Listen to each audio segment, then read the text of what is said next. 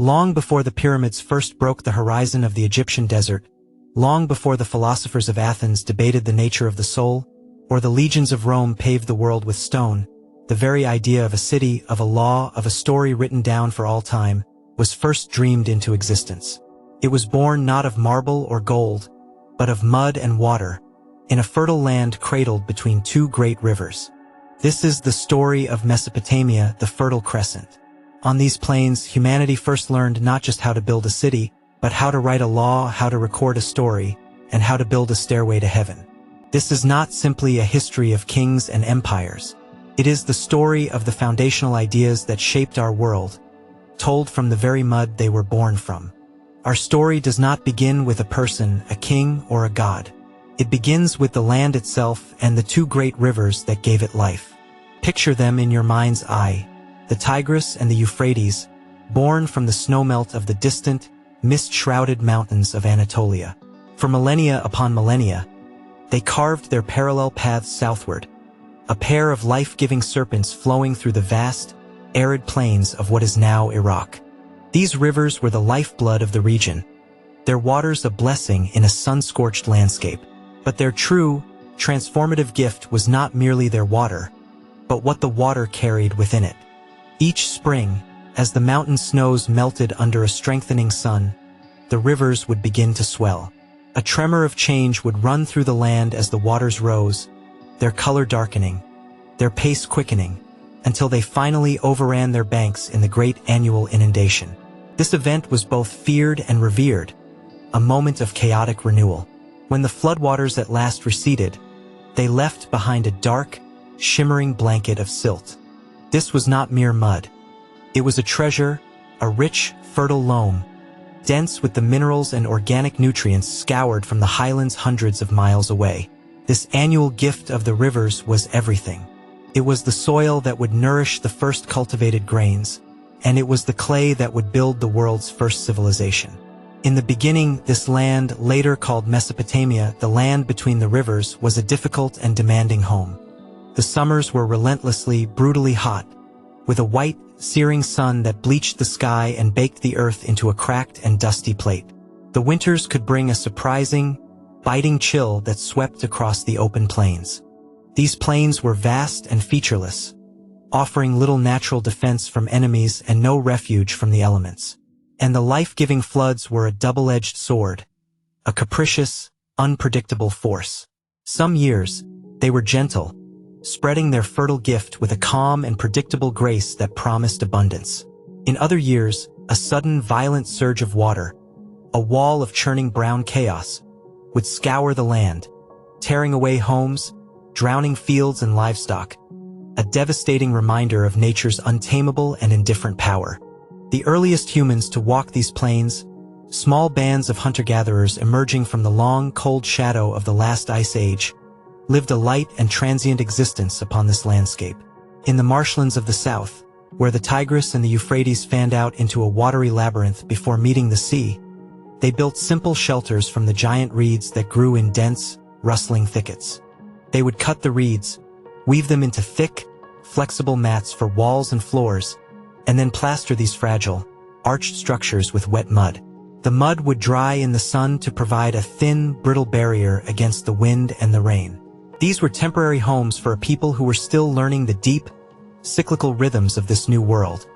People who followed the migrations of wild herds and gathered the wild grains that grew in scattered patches after the floods. But the gift of the river's silt held within it a secret, a latent potential that would, over centuries, change the entire course of human history.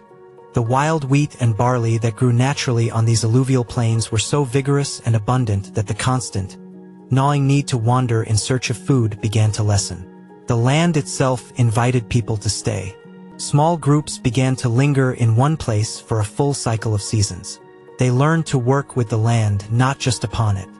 They began to clear away the unwanted scrub, to cast the seeds of the most promising grains into the fertile soil, and to wait with a new kind of patience for the harvest. They were no longer just gathering, they were cultivating. And as this slow, quiet revolution took root, their temporary reed huts, which could be swept away in a single flood, began to give way to something more permanent, something more solid and secure. They did not need to search for a new, exotic material. The greatest building material in the world was already there, beneath their feet, in limitless regenerating supply. They discovered the profound magic hidden within the common earth. They learned that if you took the river mud, mixed it with water until it was a thick plastic paste, and then kneaded in chopped straw or animal dung to act as a binding agent, you could pack this dense mixture into a rectangular wooden mold. After scraping the excess from the top and carefully turning the mold over, a wet, heavy, perfectly formed block would be left sitting on the dusty ground. Left to bake in the relentless sun, it would undergo a slow, quiet transformation. The water would evaporate, the particles of clay would lock together, and the soft mud would harden into a solid, durable brick. This sun-dried mud brick was the foundational technology of Mesopotamia. It was not a complex invention born of fire and metal, but a simple, elegant solution derived from the most abundant resources at hand: mud, water, straw, and sun. And it was utterly revolutionary. With these simple, uniform blocks, humans could, for the first time, build structures that were stronger, more durable, and more secure than any reed hut or animal hide tent. They could erect thick, solid walls that offered real protection from the nomadic raiders who roamed the plains and the wild animals that hunted in the night. They could build homes with multiple rooms, with courtyards and second stories, homes that could last for generations, becoming anchors for families and lineages, accumulating the history of a people within their very substance. The very process of making these bricks became a ritual of creation, a foundational act of civilization. Imagine the feeling of it. The cool, wet clay squeezing through your fingers, its earthy scent filling the air, the rough, dry texture of the chopped straw mixed within it, the rhythmic, repetitive, almost meditative work of packing the mold, scraping the excess from the top with a flat stick, and carefully turning it out onto the flat, dusty ground, row upon row of dark, wet rectangles. And then, the patient waiting as the sun, the same sun that could be a merciless enemy, became a creative partner, performing its slow alchemy, day after day, turning soft, formless mud into hard, geometric, and usable form. The first true villages were modest, organic clusters of these mud brick houses, their windowless outer walls packed tightly together for mutual support and for defense, creating a fortress-like exterior. Inside the warren of narrow, unpaved lanes, life unfolded. The flat roofs of the houses, also made of a mixture of mud and reeds laid over wooden beams from the sparse riverine woodlands, became a second level of life in the settlement. They were a place to work, to dry dates and grain, to talk with neighbors, and to sleep under the vast, star-filled sky in the relative cool of the long summer evenings. The walls of these homes were incredibly thick, sometimes several feet thick, providing a remarkable degree of passive insulation from the brutal heat of the sun. The interior rooms remained dark and surprisingly cool even at midday. The doorways were often low, a simple design to conserve warmth in the cooler winter months and, perhaps, to force any visitor, friend or foe, to stoop in a gesture of humility before entering the family's private space. Life in these villages was intensely communal, a web of shared dependencies centered around the essential tasks of survival. The collaborative digging of the first simple irrigation ditches to channel the river's water to the fields, the communal planting and harvesting of the grain, and the constant, ongoing, shared work of making bricks and building and repairing the structures that housed them all. These small, organic settlements, scattered like seeds across the plains of Sumer in the south, were the humble origins of the city. And as these communities grew in size and security, their agricultural surplus swelling with each passing year, so too did their ambition. They began to build not just for shelter but for prestige, for defense, and most of all, for the gods.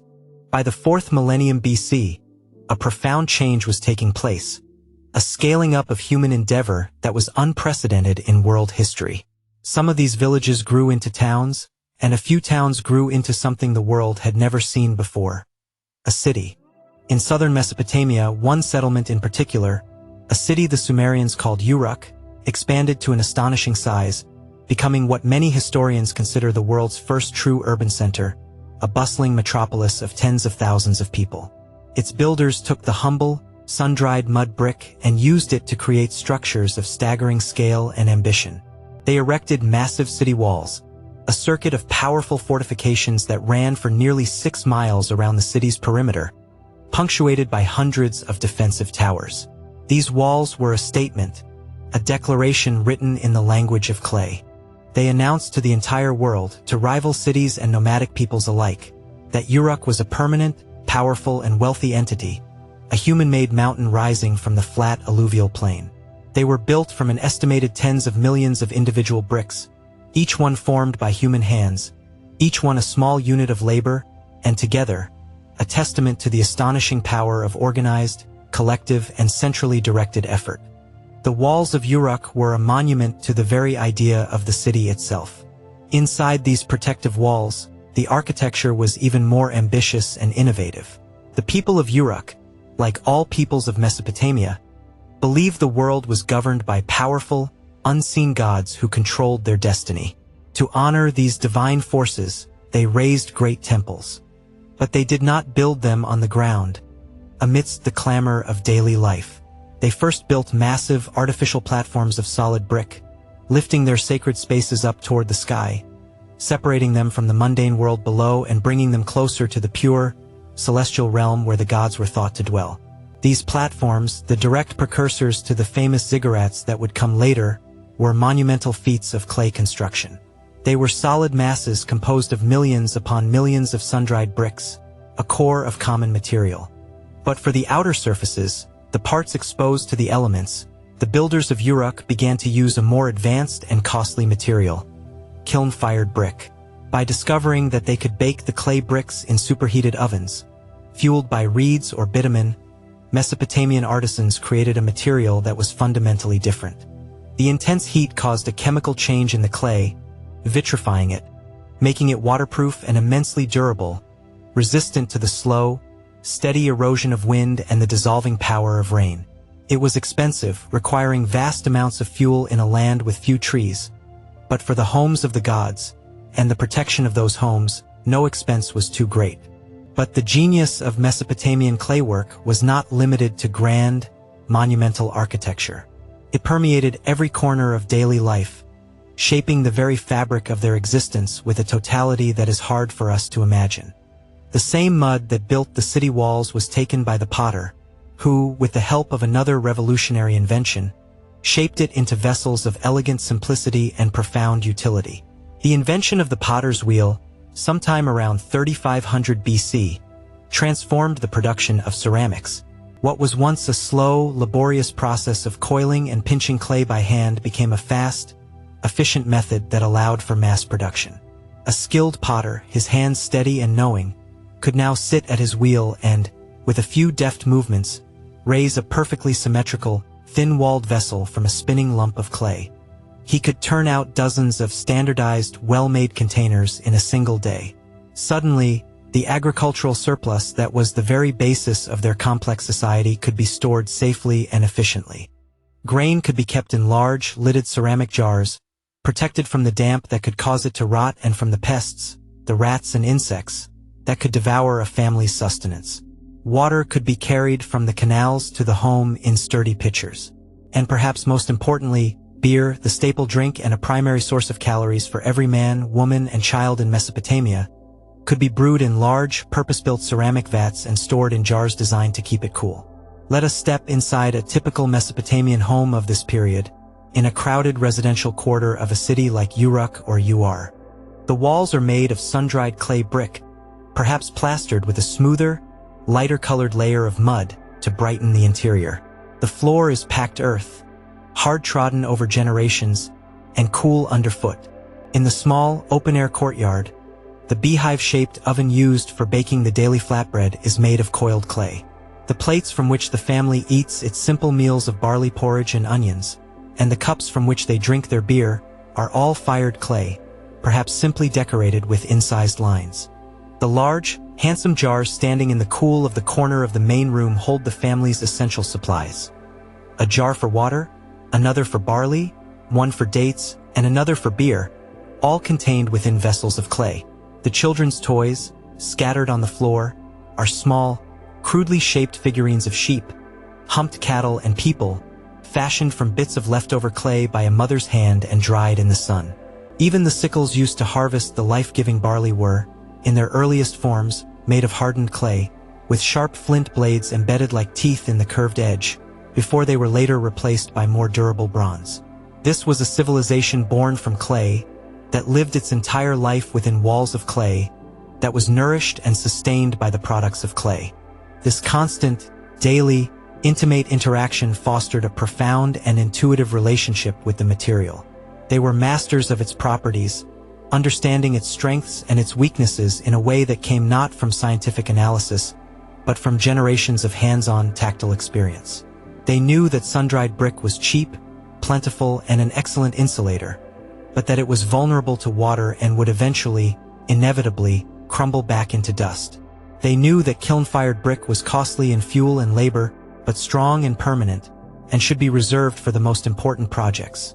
The outer faces of the temples of the gods, the grand gateways of the city, or the construction of the drains and canals that were the arteries of their world. They learned to express their aesthetic sense, their love of order and pattern, through this humble medium. They decorated the walls of their temples with intricate, beautiful mosaics unlike anything else in the ancient world. These were not made of stone or glass, but of thousands upon thousands of small, colored clay cones.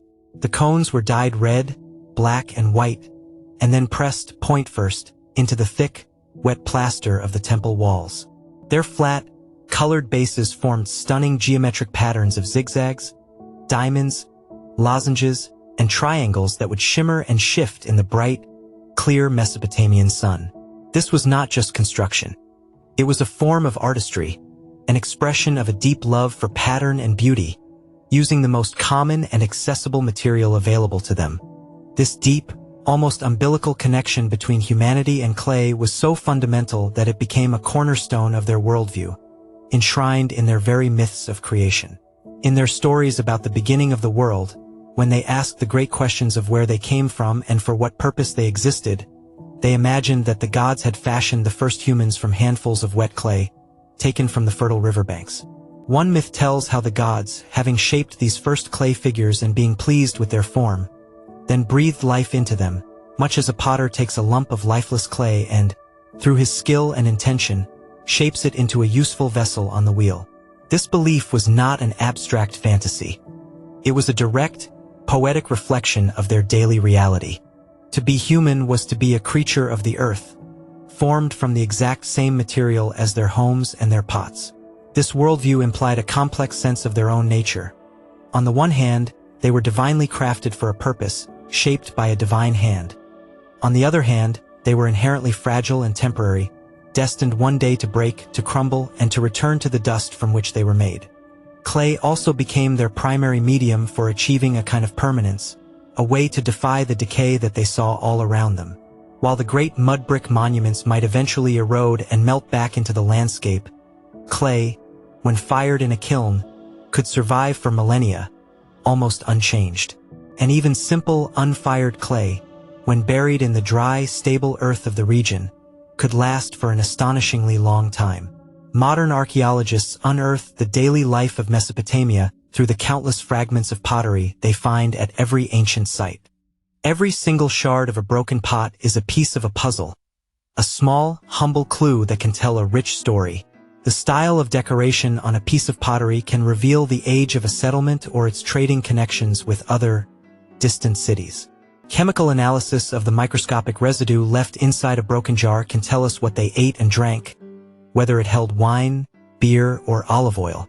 The humble clay pot, the most common and disposable of objects in its own time, has become for us one of the most direct and enduring links to the lives of these ancient people.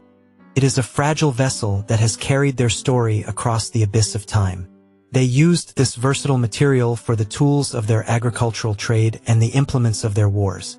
Before the widespread use of expensive and rare metal, they used hardened clay for the bodies of their sickles.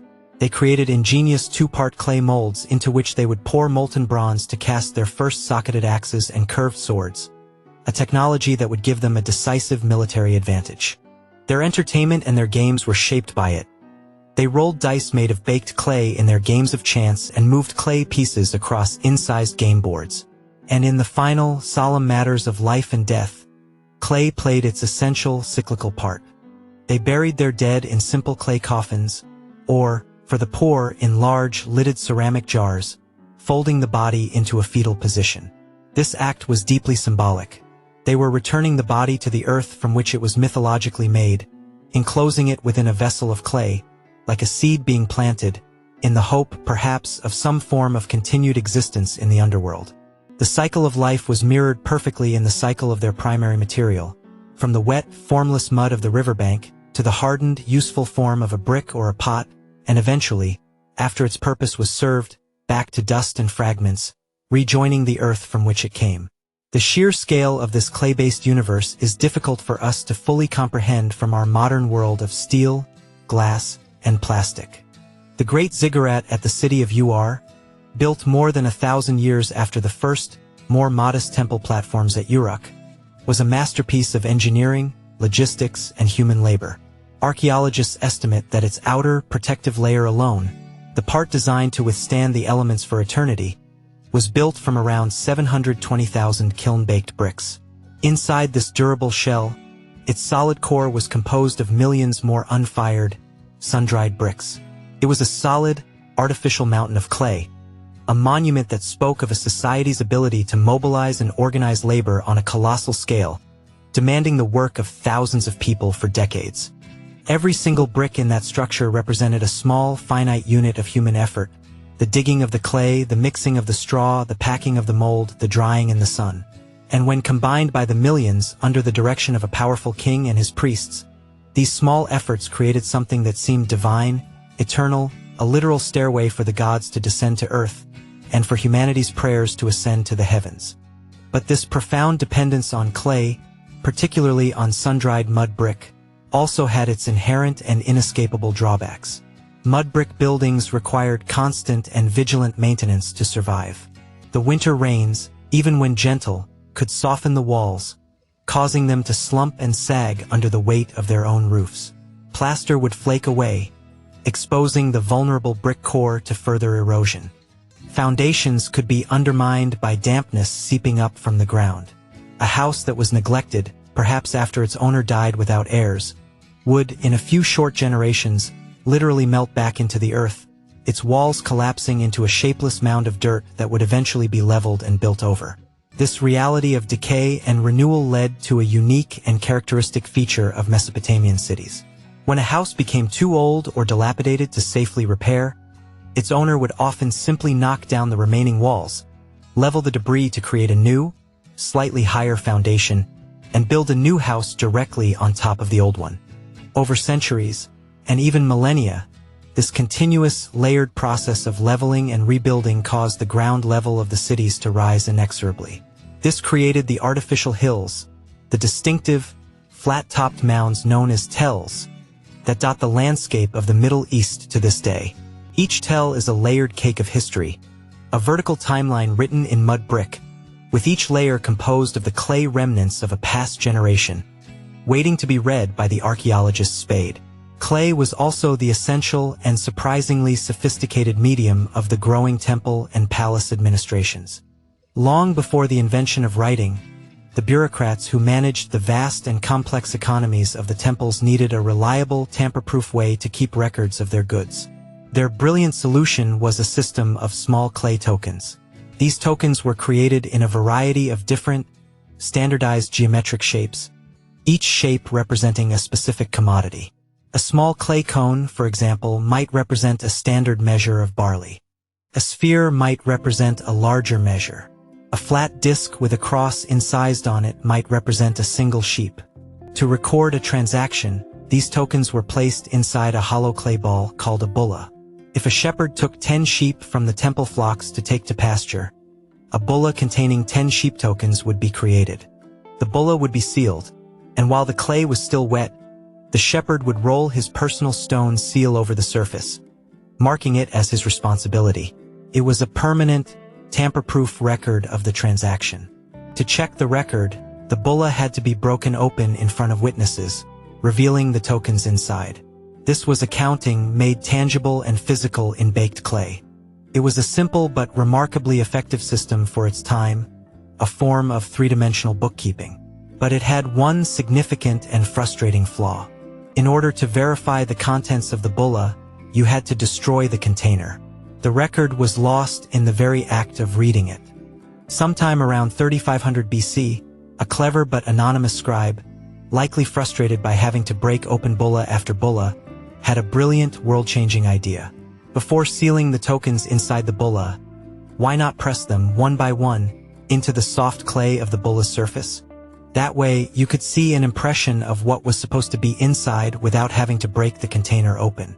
You could see the 10 impressions of the sheep token on the outside and know that 10 tokens were inside. This was a seemingly small, practical adjustment, but it represented a monumental conceptual leap.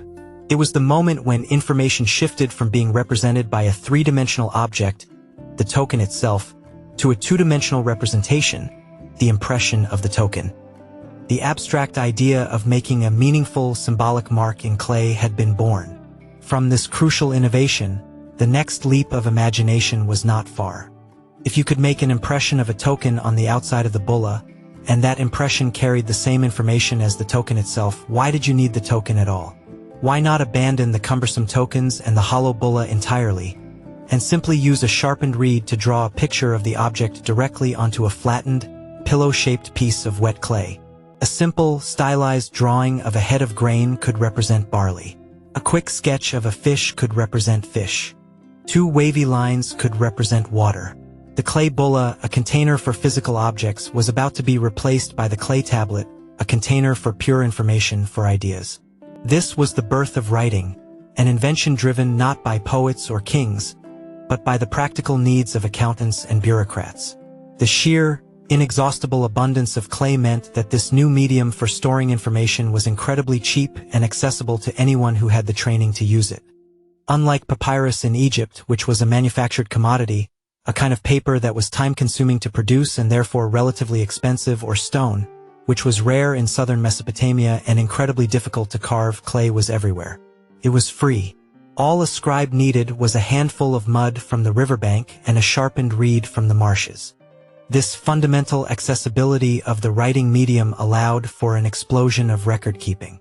The temple administrators could now track their vast agricultural holdings with a level of precision and detail that was previously unimaginable. Merchants could record their long-distance trades, their profits and losses. Rulers could catalog the tribute they received from conquered cities and maintain censuses of their populations. The complex, hierarchical bureaucracy that would become a defining feature of Mesopotamian civilization for the next 3 millennia was built, quite literally, on stacks upon stacks of damp clay tablets.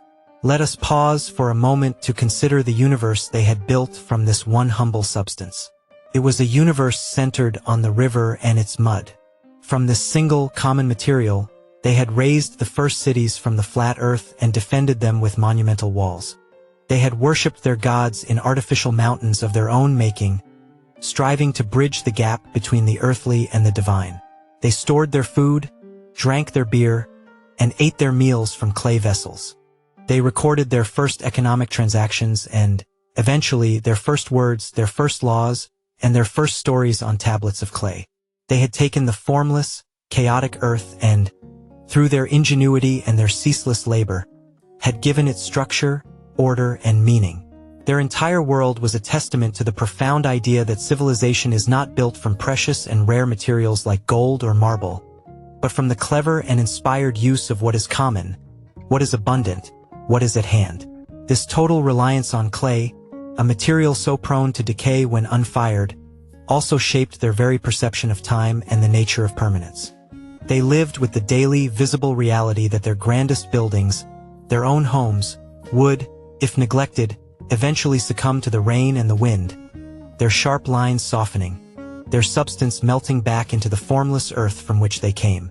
There was a deep, inherent sense of a cyclical existence in their worldview, of an eternal rhythm of building and decay, of the creation of order and its eventual dissolution back into the forces of chaos. Perhaps this is why they felt such a profound and urgent need to create a form of permanence that could outlast even the strongest kiln-fired brick. They needed a way to preserve their names, their deeds, their laws, and their stories from the inevitable erosion of time and the profound, terrifying failings of human memory. The people of Mesopotamia had learned to shape the earth into cities, homes, and tools. They had mastered the physical properties of clay, transforming it to serve their most fundamental needs for shelter, for sustenance, and for worship. They had built a world of incredible complexity and scale from the simplest of all possible materials, a world of ordered, geometric forms imposed upon a flat and featureless landscape. But their greatest and most enduring creation from clay was yet to come. It would not be a wall that could crumble, or a pot that could shatter, or even a mighty ziggurat that could one day be leveled. It would be something far more powerful, something that could hold an idea, a promise, a law, or a story, forever. It would be the inscribed clay tablet, and the story it was about to tell would change the course of human history and, in doing so, create the very concept of history itself. Our story now moves from the tangible world of bricks and pottery, from the solid, physical universe they built with their hands, to the intangible, invisible world of ideas. It is the story of humanity's single greatest invention, an invention that would allow the mind to conquer the limitations of time and space, an invention born, like so much else in Mesopotamia, from the humble marriage of river clay and marsh reeds. This is the story of writing. To truly understand its origin, we must return to the bustling, administrative heart of the great temples in cities like Uruk. These were not merely quiet, contemplative places of worship. They were vast and complex economic engines, the central hubs of the entire city-state. They owned huge tracts of the most fertile agricultural land, controlled herds of thousands upon thousands of livestock, and employed legions of workers in their workshops, from farmers and brewers to weavers and potters. Managing this immense and intricate enterprise, with its endless flow of goods in and out of the temple storehouses, was a monumental task of logistics and accounting, one that stretched and ultimately broke the limits of human memory. Imagine, for a moment, that you are a temple administrator around the year 3400 BC. Your entire responsibility is to keep track of every single jar of beer that is brewed, every measure of barley that is received into the temple granaries after the harvest, and every single sheep that is sent out from the temple flocks to the distant pastures. Human memory, you know from bitter experience, is not reliable enough. Verbal reports from shepherds and overseers can be misheard, forgotten, or deliberately changed. You need a system, a physical record that is both accurate and permanent. As we have seen, the first system was one of clay tokens, a physical one-to-one representation of the goods. But this system, while ingenious for its time, was cumbersome and inflexible. A true breakthrough came when these same administrators began to abandon the tokens and instead used a sharpened reed to draw simplified pictures, or pictographs, of the items directly onto flattened, pillow-shaped pieces of wet clay. A picture of a stalk of barley meant barley. A drawing of an ox's head meant ox. This was a revolutionary step. It was the world's first writing, a way to make information visible. But this early pictographic writing, for all its innovation, had profound and frustrating limitations. It was excellent for recording things, for making lists and inventories of the nouns of their world. A scribe could draw 5 sheep to mean 5 sheep, and a drawing of the sun rising over the mountains to mean day. But it struggled and ultimately failed to record more complex ideas or the nuances and grammar of actual spoken language. How would you write a full sentence, an action, a verb, an adjective? How would you write a sentence like, "The 5 sheep have already been sent to the high priest for the morning sacrifice"? How could you possibly record a personal name, like Inmerker, or an abstract concept like love, justice, or fear? The names of people and places are, after all, just sounds. They don't have a simple, universal pictorial representation. This was the great intellectual challenge that the scribes of ancient Sumer faced. Their solution to this puzzle would not be a gradual improvement, but a stroke of pure cognitive genius, a conceptual leap that unlocked the full, boundless potential of writing. The breakthrough is known to us today as the rebus principle. It is the simple but profound realization that a picture, or a sign, can be used to represent not just the object it depicts, but also the sound of the word for that object. A simple, classic example in English would be to draw a picture of an eye, a picture of a bee, and a picture of a leaf. Read aloud. The pictures say, "I be leaf," which sounds like the sentence, I believe the Sumerian scribes, in a moment of inspiration, began to apply this very principle to their own language. For instance, the word for barley in the Sumerian language was she. They realized that the pictograph for barley could now also be used to represent the syllable, the sound she, in any other word where that sound appeared. The word for arrow in Sumerian was ti. The pictograph for an arrow could now be used to represent the phonetic sound ti. By a fortunate coincidence, the Sumerian word for life also happened to be ti. So by drawing the picture of an arrow, a scribe could now write the abstract concept of life. This was the pivotal moment, the instant that writing was untethered from the concrete world of physical things and set free to soar into the world of ideas. It was no longer just about drawing pictures of objects. It was about representing the phonetic sounds of a spoken language. A scribe could now spell out a word phonetically, especially a complex abstract concept or a proper name, by combining symbols for their sound value rather than their visual meaning. The name of the great and fearsome god of the air, Enlil, could be written by combining a symbol for the sound N, which might have originally been a picture of a throne, and a symbol for the sound Lil, perhaps from a picture for wind or breath. For the first time, the entire world of human speech, with all its grammatical complexity, its nuances of meaning, and its infinite capacity for abstraction, could be captured and held, silent and unchanging, in a simple piece of handheld clay. As this new and immensely powerful system developed, the physical form of the writing itself began to change in response, evolving toward greater speed and efficiency. Drawing detailed, curved pictures in soft, wet clay with the sharp point of a reed stylus was a slow and messy process. The clay would clump and pull under the stylus, making clean, consistent lines difficult to achieve.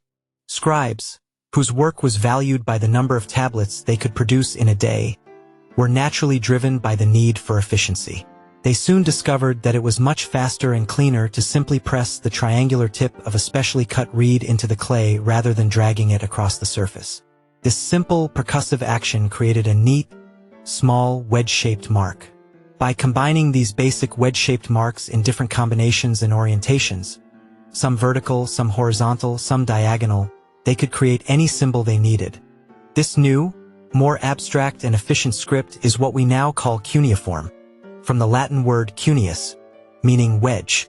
Over time, the old pictographs, the recognizable drawings of human heads and stalks of grain, slowly and gracefully transformed into elegant, abstract patterns of wedges, their pictorial origins almost completely obscured. Over the course of several centuries, cuneiform evolved from a system of a few hundred simple pictographs into a highly complex and sophisticated script of over 600 distinct wedge-based signs. It was a mixed and challenging system to learn. Some signs, which we call logograms, represented whole words, a lingering echo of its pictographic origins. Other signs, called phonograms, represented syllables like ba, by, bu, ub, ib, ub. To reduce the considerable ambiguity that this mixed system could create, the scribes also developed a clever system of silent signs, which we now call determinatives. These were signs that were placed before or after a word but were not pronounced. Instead, their sole function was to indicate the category to which the word belonged. For instance, a special wedge pattern in the shape of a star placed before a name indicated that it was the name of a god. Another determinative indicated a city, another a wooden object, another a profession, and so on. Mastering this incredibly complex and nuanced system, with its hundreds of signs, its polyvalent readings, and its silent classifiers, required years of intense, dedicated, and often brutal study. The institution where this arduous learning took place was the Adaba, which translates from Sumerian as the tablet house. This was the Sumerian school, and it was the exclusive training ground for the next generation of scribes, the future administrators of the empire. Here, young boys, almost exclusively from the wealthy and influential families of the elite, would spend their days, from sunrise to sunset, learning the difficult and esoteric art of the scribe.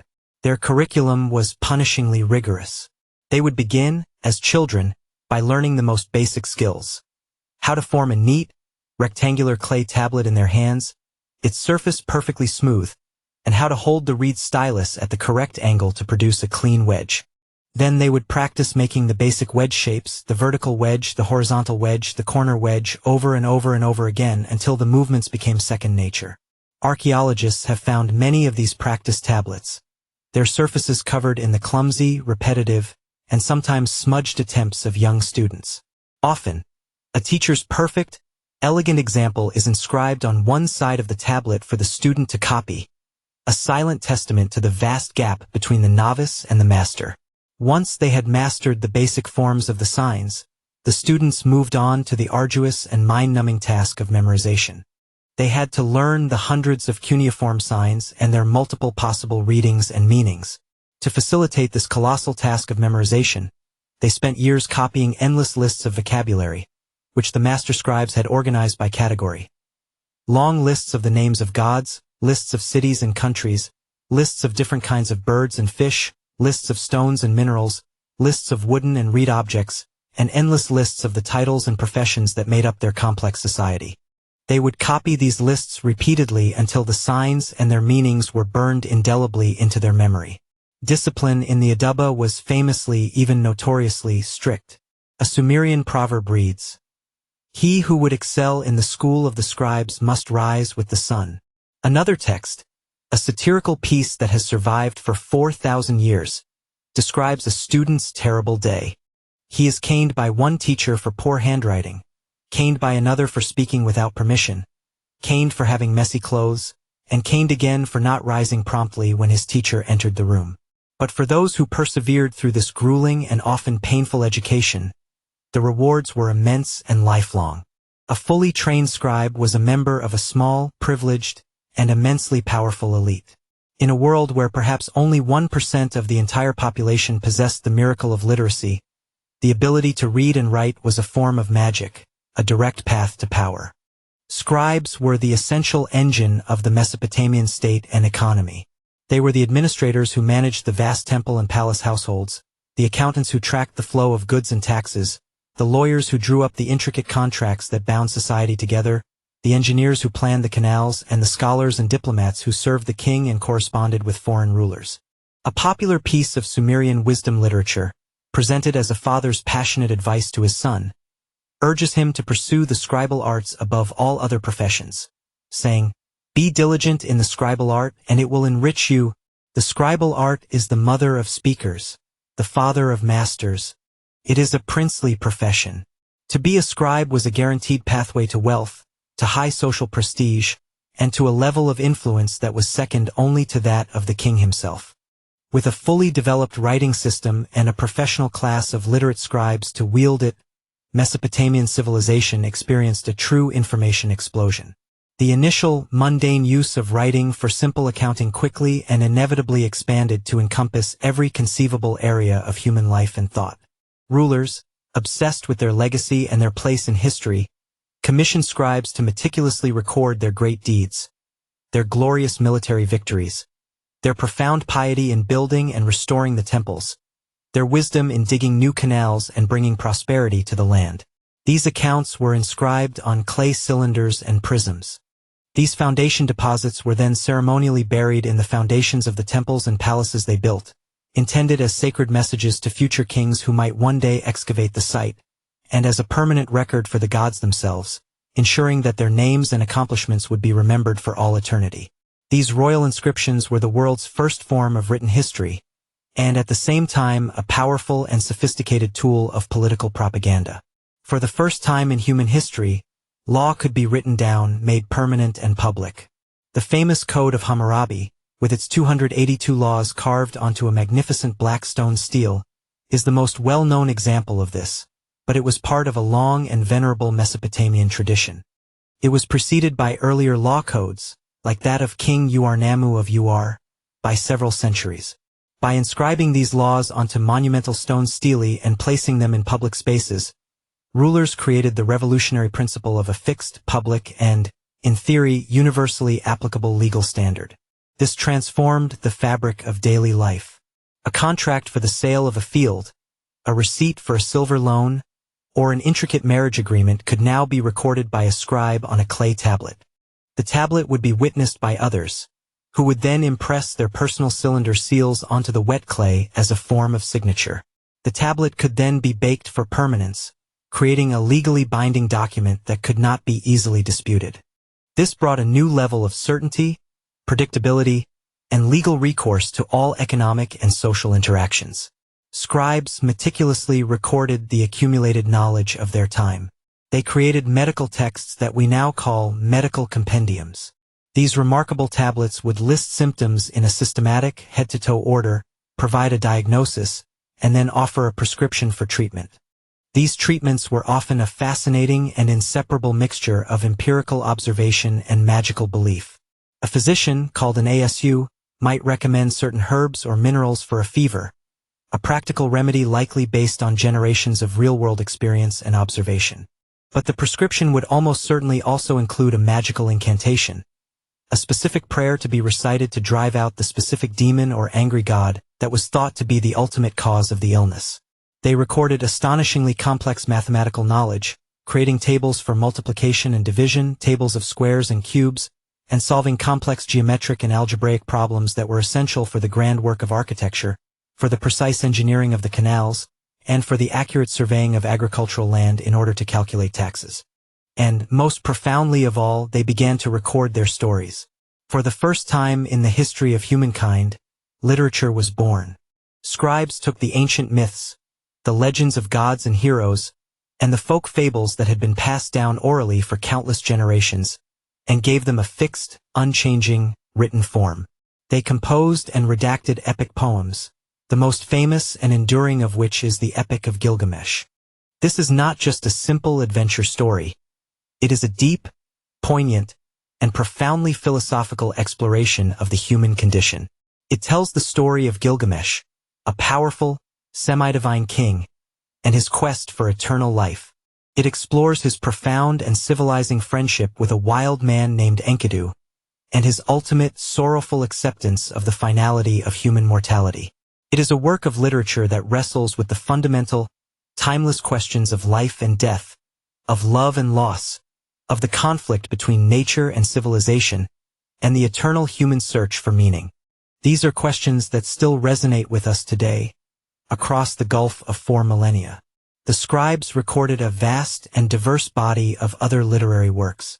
They wrote beautiful, moving hymns to the gods and goddesses they worshipped, praising their power and beauty and begging for their favor. They compiled wisdom literature, collections of proverbs, precepts, and dialogues offering practical and ethical advice on how to live a successful, prosperous, and righteous life. They even composed poignant, heart-wrenching laments over the destruction of their beloved cities, works that express a deep sense of collective grief, loss, and theological questioning, as they tried to understand why their gods had abandoned them.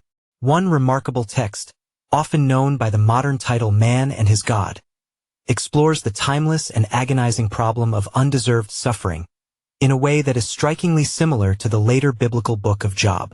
In it, a righteous and pious man cries out in anguish, wondering what hidden sin he could have possibly committed to so offend his personal God, as he is plagued by relentless misfortune and illness.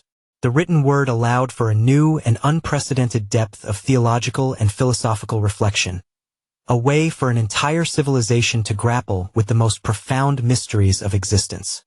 The physical form for all of these varied and vital documents was the humble clay tablet.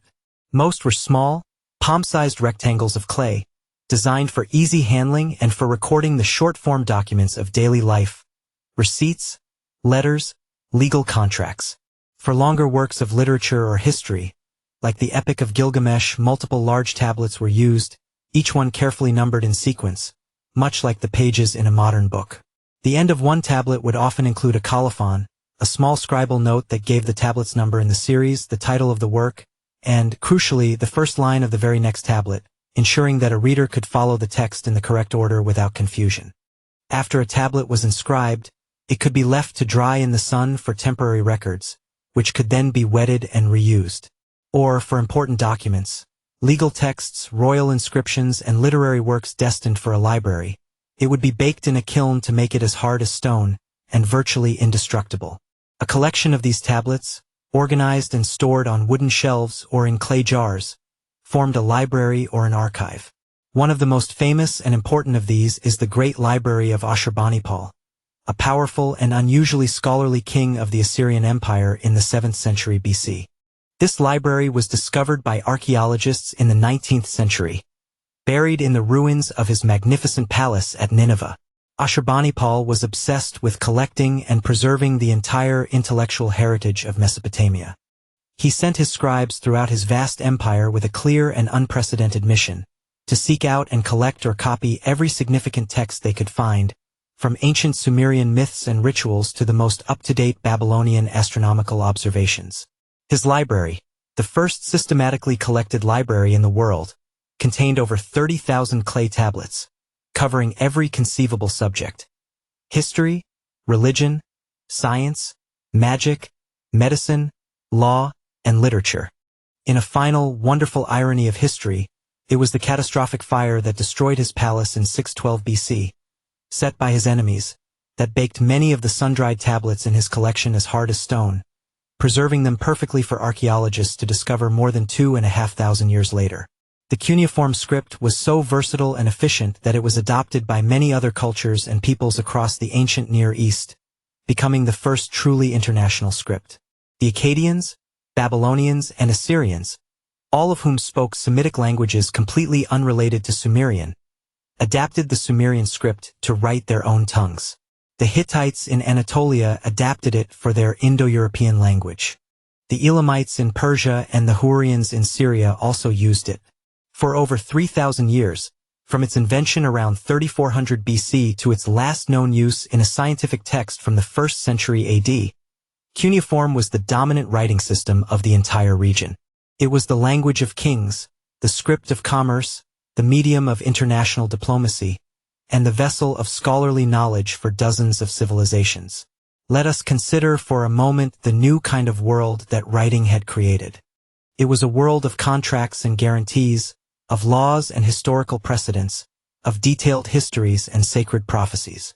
Writing created a new kind of memory, an external, collective memory that did not depend on the fallible, mortal, and limited minds of individuals. Knowledge could now be accumulated on an unprecedented scale, passed down faithfully and accurately from one generation to the next, without the distortions and losses of oral transmission. A scholar in a Babylonian library in the 7th century BC could read and study the precise astronomical observations recorded by a Sumerian priest who had lived and died more than 1,000 years earlier. This revolutionary ability to build upon the recorded knowledge of the past is the very engine of scientific and social progress, the ratcheting mechanism of civilization. Writing also created a new and more potent kind of power, concentrating it in the hands of the literate few. The ruler who could send a written decree, sealed with his royal authority, to a distant governor could project his will and his power far beyond the range of his own voice. The merchant who could keep detailed written ledgers and read letters from his agents in foreign cities could manage a more complex and far-flung business enterprise. And the empire that could maintain vast archives of administrative records, tax rolls, and military censuses could govern more efficiently, extract more resources, and mobilize larger armies than any empire that had come before it. The pen, or in this case, the humble reed stylus, truly became mightier and more effective than the sword in the administration of power. But it would be a mistake to see this innovation without its significant downsides. Writing also created a new kind of distance and impersonality in human affairs. In a purely oral culture, communication is immediate, personal, and flexible. A judgment from a village elder can take into account the specific circumstances of a case, the character of the people involved, the needs of the community. But in a literate culture, communication can become remote and impersonal. A written law, unlike the living wisdom of an elder, is rigid, abstract, and unyielding. The rise of a complex bureaucracy, a system of governance by records and rules which was made possible only by writing, created a world that, for the ordinary illiterate person, could feel oppressive, incomprehensible, and dehumanizing, a world governed by the mysterious marks on clay tablets held in the hands of a powerful elite. Yet, despite this, the overwhelming legacy of this invention is one of liberation and empowerment for the human species as a whole. Writing gave humanity a voice that could echo through eternity, a way to transcend the finality of death. The thoughts, the fears, the questions, the discoveries, and the triumphs of people who lived 5,000 years ago can be read and understood by us today, their voices speaking directly to us across the abyss of time. They achieved this miracle because they took a simple piece of river mud, a common reed from the marshes, and performed the profound magic of turning fleeting, ephemeral sound into a permanent, visible symbol. In doing so, they conquered the twin, universal tyrannies of time and forgetting. With the awesome power to write, the people of Mesopotamia could now speak to the future. They could record their laws, their histories, their scientific knowledge, and their deepest thoughts for all posterity. They had created a world of incredible order and record-keeping on their clay tablets, a world of contracts and accounts, of predictable recorded regularities. But they still lived in a physical universe that felt chaotic, dangerous, and subject to the whims of vast, inscrutable powers. The river could still rise in a destructive, unpredictable flood.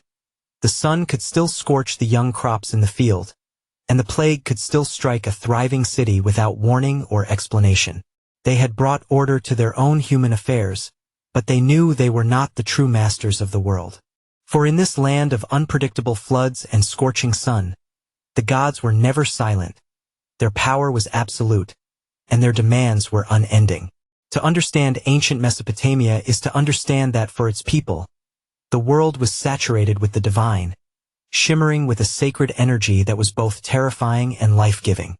The gods were not distant, abstract philosophical concepts confined to a remote heaven. They were powerful, ever-present, and deeply, sometimes violently, personal forces that shaped every aspect of existence, from the destiny of an empire to the health of a single child. The rustle of the wind in the reeds along the riverbank was the whisper of the great god Enlil. The destructive, churning power of a flash flood was the manifestation of that same god's terrible rage.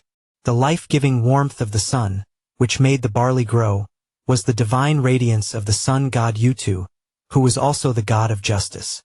The mysterious, predictable, yet ultimately inscrutable patterns of the stars and planets in the vast, clear desert night sky were the celestial writings of the gods, a complex and ongoing divine message that could be read and interpreted by the wise. To live in Mesopotamia was to live in a constant, dynamic, and often fearful relationship with a vast and complex pantheon of gods, goddesses, demons, and restless spirits.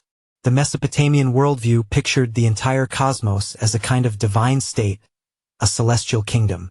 The universe, they believed, was organized and governed much like one of their own earthly city-states, but on a cosmic, eternal scale.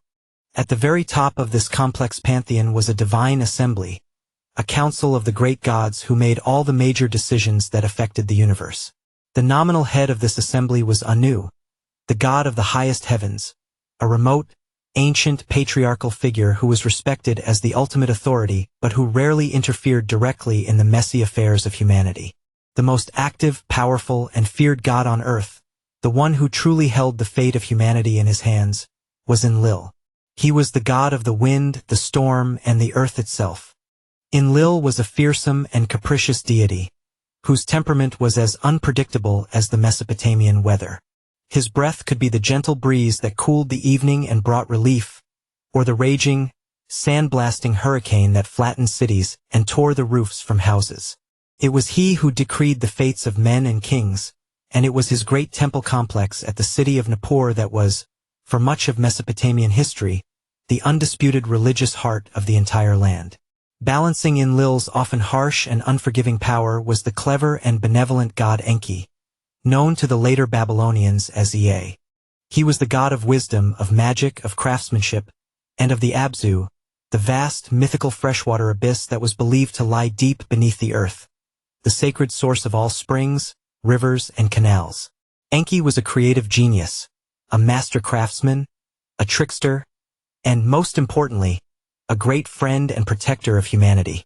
It was he, in many of their most important myths, who taught humans the arts of civilization, how to build cities, how to dig canals, how to perform the proper religious rituals. And it was often Enki who intervened, using his cunning and wisdom, to save humanity from the more destructive and ill-conceived plans of the other gods, particularly Enlil. And then there was Inanna, later known across the entire Near East as Ishtar, the most complex, contradictory, passionate, and compelling of all the goddesses. She was the goddess of love, beauty, sexuality, and fertility, the divine force that made the crops grow and the people multiply. But she was also, paradoxically, the goddess of war, strife, and political ambition, a fierce warrior who rejoiced in battle. She was passionate, fiercely ambitious, and utterly unpredictable, a divine force representing both the creative and the chaotic, destructive energies of the universe. These were just a few of the most prominent of the thousands of deities that populated the Mesopotamian cosmos. Every single city, from the grandest metropolis to the smallest town, had its own patron god or goddess who was seen as its divine ruler, its true owner, and its special protector. The human king who sat on the throne was, in theory, merely the god's chosen steward, his faithful shepherd, appointed to manage the god's earthly estate. The great city of Uruk, for example, was sacred to the goddess Inanna. The city of Ur belonged to the serene and wise moon god Nanna. The city of Babylon, which rose to prominence much later in Mesopotamian history, would elevate its own local god, Marduk, to the supreme position in the entire pantheon, recasting the old myths to make him the king of all the gods. The fortunes of a city, its military success, its economic prosperity, its very survival, were seen as being inextricably linked to the power and favor of its patron deity. If a city was conquered and destroyed, it was not merely a military and political defeat. It was a profound theological crisis, a sign that its patron god had, for some terrible, unknown reason, become angry and abandoned it. The Mesopotamians held a sober, pragmatic, and fundamentally unsentimental view of humanity's place in this grand cosmic order. They believed that humans had been created for one primary and inescapable purpose: to serve the gods. One of their most important creation myths, the Atrahasis epic, tells how in the beginning, the younger, lesser gods were forced to perform all the hard, physical labor of maintaining the universe. Digging the great riverbeds, dredging the irrigation canals, tending the celestial fields, and building the temples for their elders. After centuries of this backbreaking work, they grew tired and went on strike, burning their tools and surrounding the shrine of the great god Enlil, demanding relief. The clever god Enki, always the problem solver, then had an idea. He proposed the creation of a new, lesser being, a substitute worker. This new creature, humanity, was fashioned by the mother goddess from clay, mixed with the blood and intelligence of a slain god. This new creature was specifically and explicitly designed to take over the burdensome work of the gods. Humans were, in their very essence, the slaves of the gods, destined to feed, clothe, and house them through constant sacrifice and unceasing temple service, so that the gods themselves could finally rest and be at leisure. This foundational worldview did not engender a sense of love or intimacy with the divine, but rather one of profound awe, deep-seated fear, and a constant, unending, and often anxious obligation. The primary site of this service, the place where the human and divine worlds physically intersected, was the temple. The temple was not just a place for prayer or gathering. It was literally and legally considered to be the gods' earthly home, their terrestrial estate, and it was designed and run as such. The most prominent and defining feature of any major Mesopotamian city was its sacred temple complex. And at the heart of this sprawling precinct rose the ziggurat. The ziggurat was a massive, solid, stepped pyramid made of millions of mud bricks. It was not a tomb containing a burial like the Egyptian pyramids, nor was it a place for public, congregational worship like a modern church or mosque. Its function was primarily symbolic and practical. It was a solid platform, an artificial human-made mountain built upon the flat plains, designed to lift the small, exclusive temple at its peak high above the clamor and ritual impurity of the city, bringing it closer to the heavens, the pure and distant realm of the gods. It was a symbolic stairway, a visible, monumental link connecting the mundane, profane world of humanity with the awesome, sacred world of the divine. Imagine yourself standing at the foot of the great ziggurat of Ur in its heyday, around 2100 BC. It rises before you, a colossal, three-tiered structure of baked brick, its sides sloping gently inward, creating an overwhelming impression of immense stability, permanence, and raw power. 3 long, impossibly steep staircases, 1 projecting from the center of the structure, and 2 leaning against its sides, converge at a monumental, towered gateway on the first level. From there, another single flight of stairs would have led to the second level, and a final one to the very summit.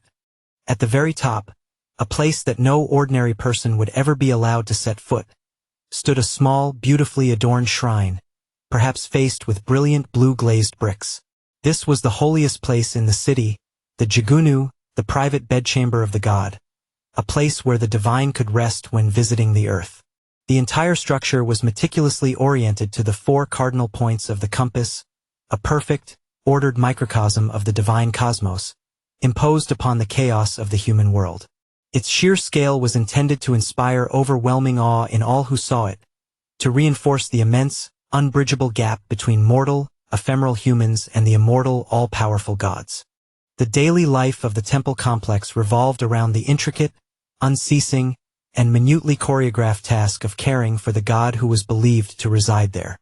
Somewhere within the temple complex, likely in a separate shrine at the base of the ziggurat, stood a life-sized cult statue of the deity.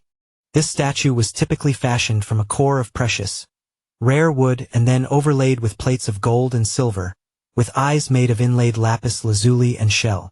This was no mere idol or symbol. It was believed that through a special, secret ritual of consecration called the washing of the mouth, the divine spirit of the god literally came to inhabit this physical statue. This divine presence had to be cared for with all the pomp and ceremony that would be due to a living king or queen.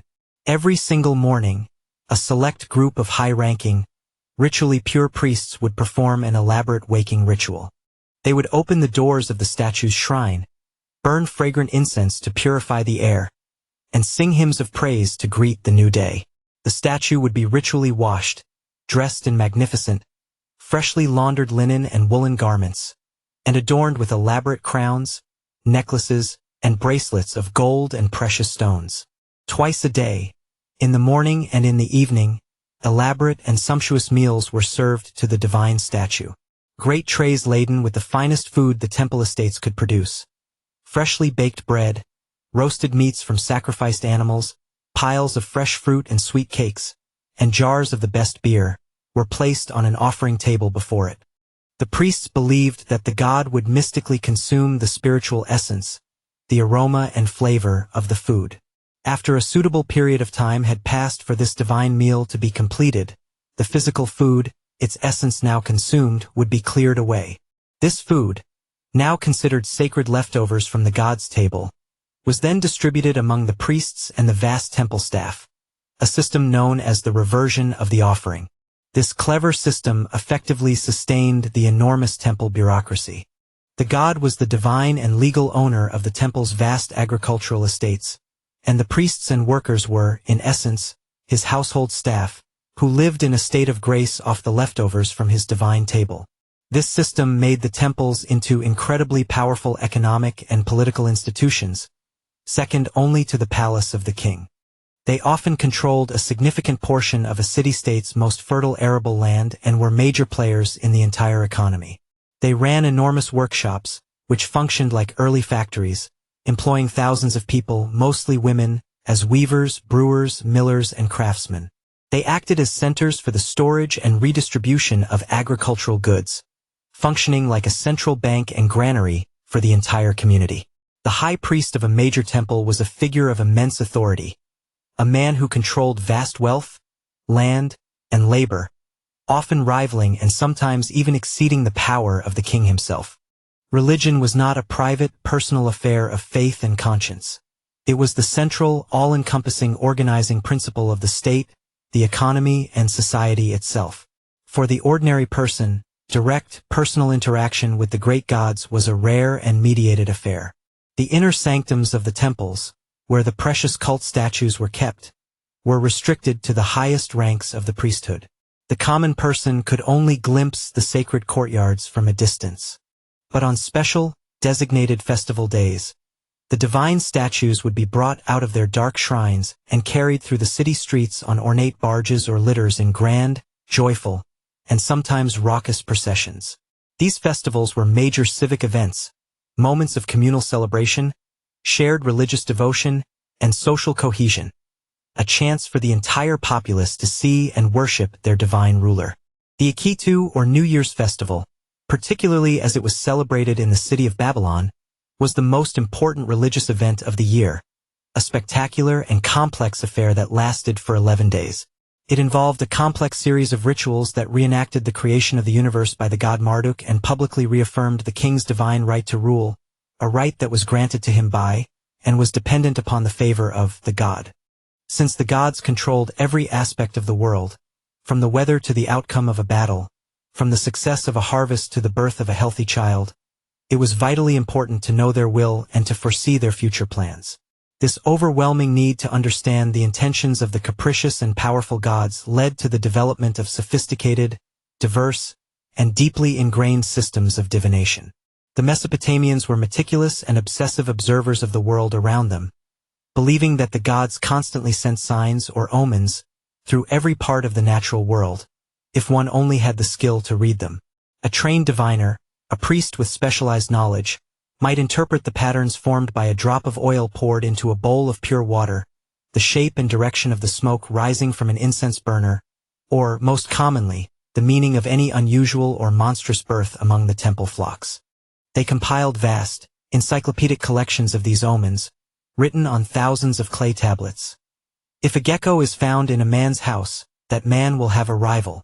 If a man inadvertently steps on a lizard, he will be slandered by an enemy.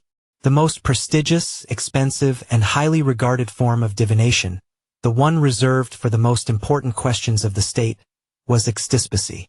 This was the detailed examination of the internal organs, especially the liver of a ritually sacrificed animal, usually a pure and unblemished sheep.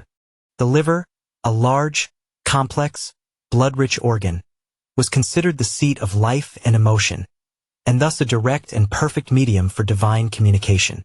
A specialist priest, known as a baru, a man of great learning and prestige, would sacrifice the animal and then carefully read the freshly removed liver, noting any abnormalities, discolorations, or unusual markings on its surface and lobes. They possessed detailed clay models of sheep livers, their surfaces covered in cuneiform inscriptions that explained the positive or negative meaning of each and every possible feature. A major decision of the state, such as whether the king should go to war, or when to begin the construction of a new temple, would never be made without first sacrificing a sheep and consulting the message written by the gods upon its liver. Another major and influential source of divine messages was the sky. The Mesopotamians were keen and extraordinarily patient astronomers, or perhaps more accurately, astrologers, as they did not distinguish between the two disciplines.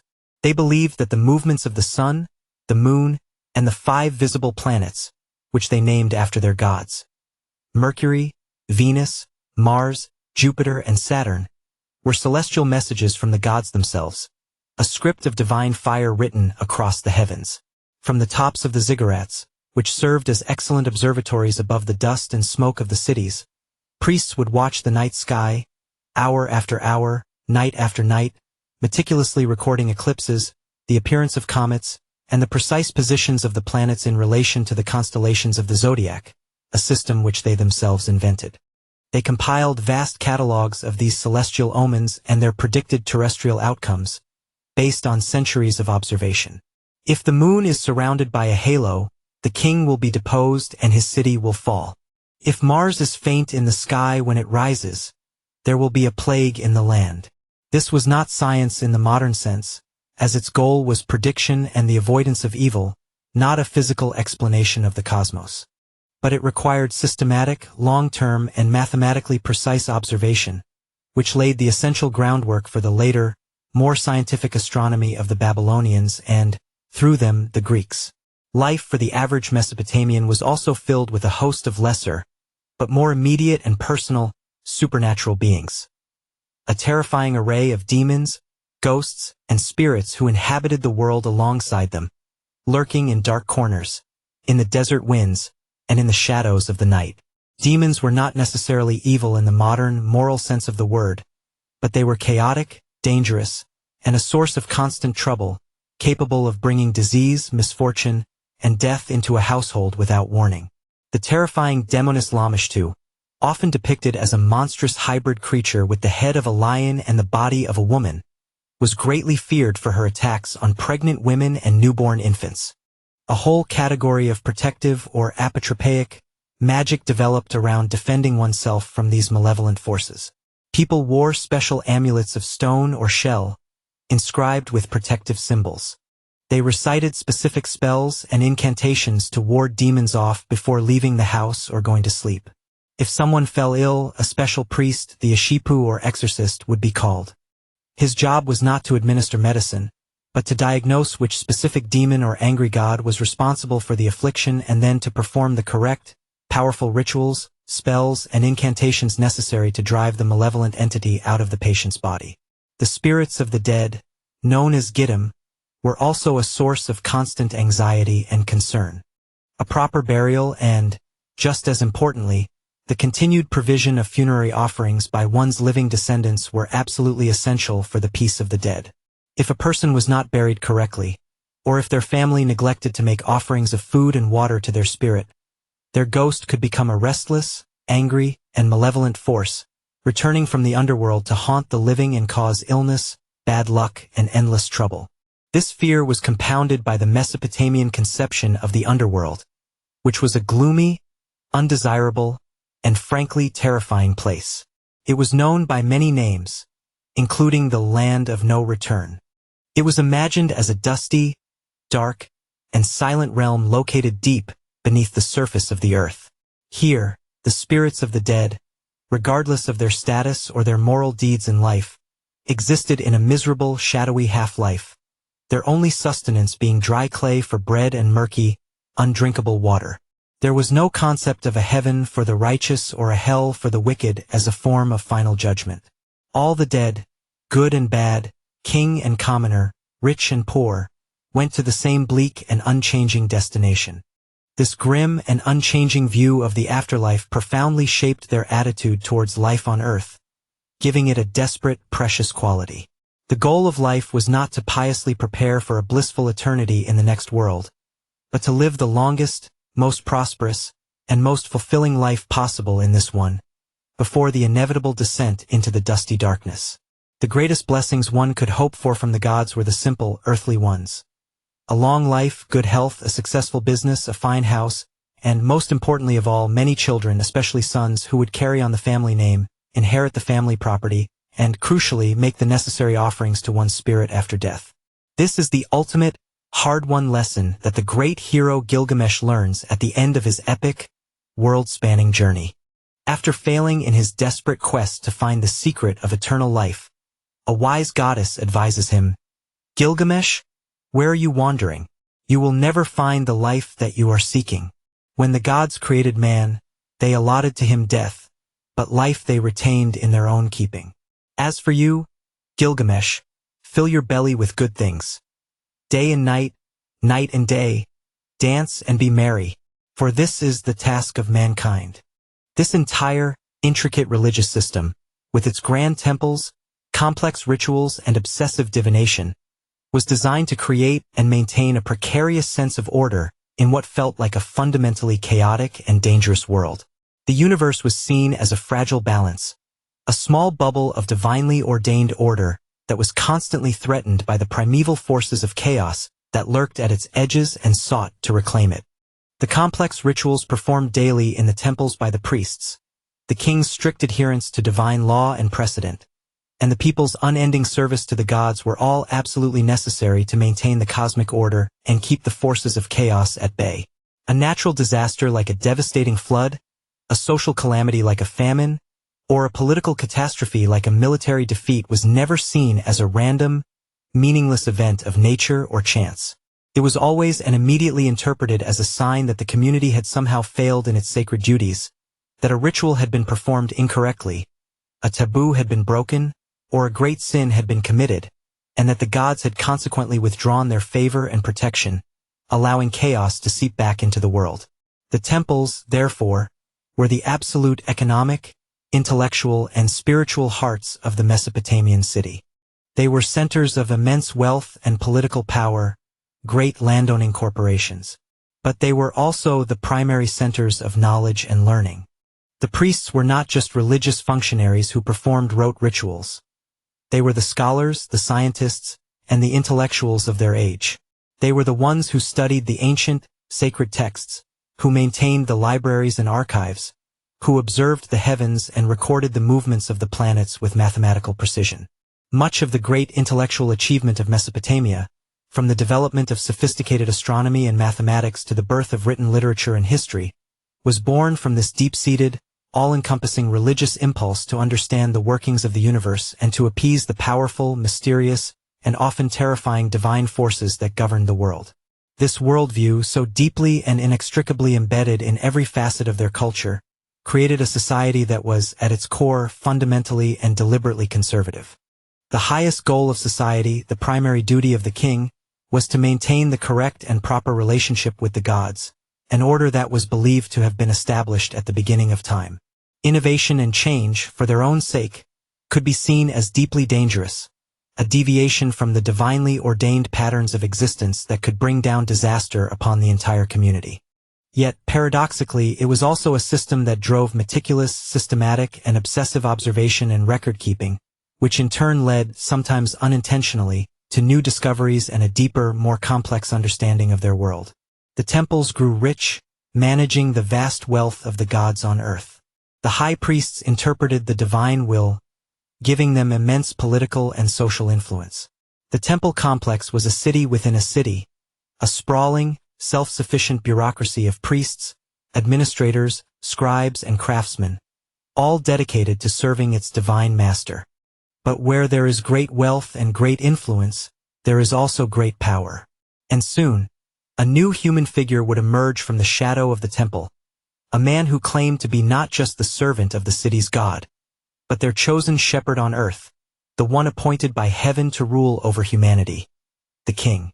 This new rival center of power, the palace, would enter into a long and complex dance with the temple, a delicate and sometimes deadly dance of cooperation, competition, and rivalry that would define the course of Mesopotamian politics and history for the next 3,000 years. In the earliest days of village life, nestled between the life-giving rivers, leadership was likely a fluid and informal affair, woven into the fabric of kinship and respect. Decisions that affected the small community, when to plant the barley, how to maintain the local irrigation ditch, how to settle a dispute between neighbors over a strayed animal, were probably made by a council of elders. These were the respected heads of the most prominent families, men whose authority came not from divine decree or military might, but from accumulated experience, proven wisdom, and social standing within the tightly knit group. In this small-scale world, where everyone was related by blood or marriage, there was no need for a king, no place for a single absolute ruler. But as these villages grew into towns, and the towns swelled into the world's first walled cities of thousands, and then tens of thousands of people, this simple system came under immense and ultimately unbearable strain. The complexities of urban life, managing a diverse population, organizing large-scale labor projects, and defending stored surpluses, required a more centralized, decisive, and powerful form of authority. And two recurring crises, in particular, acted as the powerful catalysts for the birth of a new political institution: kingship. The first was the existential threat of external attack, and the second was the constant, existential need to manage the precious, life-giving, and often destructive water of the two great rivers. Imagine a crisis unfolding in a Sumerian city around 3000 BC. A rival city upstream, growing in population and ambition, has built a new dam, diverting a significant portion of the precious water from the Euphrates and threatening the downstream city's vital harvest with drought. Or perhaps a well-organized band of raiders from the surrounding hills, armed with new bronze weapons, has been preying on the city's farmers as they work in their fields, stealing their grain and livestock. The Council of Elders, accustomed to slow deliberation and consensus building, is good at debating the problem, but not at implementing a swift, decisive, and potentially violent solution. In such a moment of immediate peril, the community would turn to one man. He would be a prominent individual, perhaps from a wealthy landowning family, a man known throughout the city for his physical strength, his personal courage in battle, and his innate ability to command the respect and obedience of other men. The assembly of citizens, in a formal proceeding, would grant this man temporary, extraordinary powers.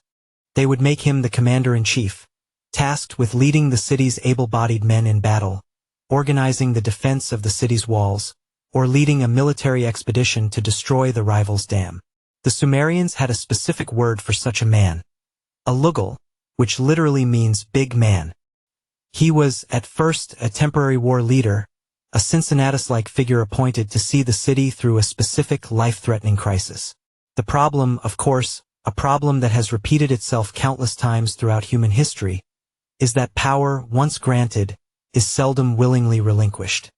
The successful lugal, having decisively defeated the raiders or having successfully destroyed the enemy dam and secured the water rights, would return to the city not just as a prominent citizen, but as a triumphant hero, a savior. He could argue, persuasively and publicly, that the threat was not truly over, that the raiders might regroup and return, that the rival city would surely seek revenge. He could maintain his loyal following of warriors, the men who had fought and bled alongside him, by rewarding them generously with land and a large share of the spoils of war, creating a core of armed support that was loyal to him personally, independent of the old council of elders. Slowly, over generations, through this process of recurring crises and the ambition of successful leaders, this temporary emergency power became permanent, hereditary, and institutionalized. The lugal was no longer just a war leader, he was a permanent ruler, a king. And with this new, permanent concentration of power came a new center of authority in the city, a new monumental landmark on the urban landscape. Alongside the temple, the great house of the god, there now arose the palace, the even greater house of the king. To legitimize this new and unprecedented form of power, a powerful and sophisticated ideology of kingship was developed and promoted through art, literature, and ritual. The king, the new royal inscriptions and king lists tell us, was not a mere strongman who had seized power. He was chosen by the gods themselves to rule on their behalf, to bring order to the human world. His primary role, the one most often celebrated in his official titles, was to be the good shepherd of his people. This was the dominant and most enduring metaphor for Mesopotamian kingship, an image of benevolent, responsible care. A good shepherd, like a good king, was responsible for the total welfare of his flock. He was to lead them to fertile pastures, economic prosperity, protect them from the wolves and lions that lurked in the wilderness, external enemies, and care for them when they were weak, binding up their wounds.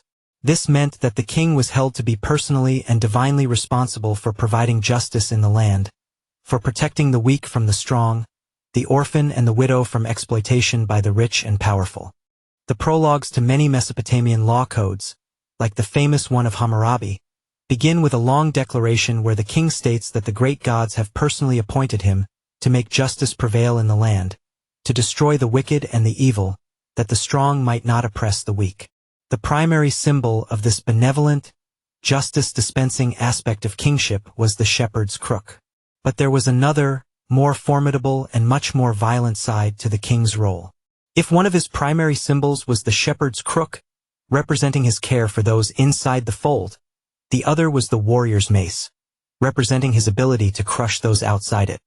The king was not only the benevolent provider for his people, he was also their fierce protector and the ruthless defender of the state. He was the commander-in-chief of the army, the one who was expected to personally lead his troops into the heart of battle, to be the bravest and most skilled warrior among them. In the early period of the Sumerian city-states, warfare was frequent but often limited in scale and duration. Short, seasonal campaigns fought between neighboring cities over disputed stretches of agricultural land or access to water. The goal was rarely annihilation, but rather the establishment of a favorable border. But this began to change with the rise of ambitious, expansionist kings who sought not just to defend their own cities, but to conquer others to create larger territorial states.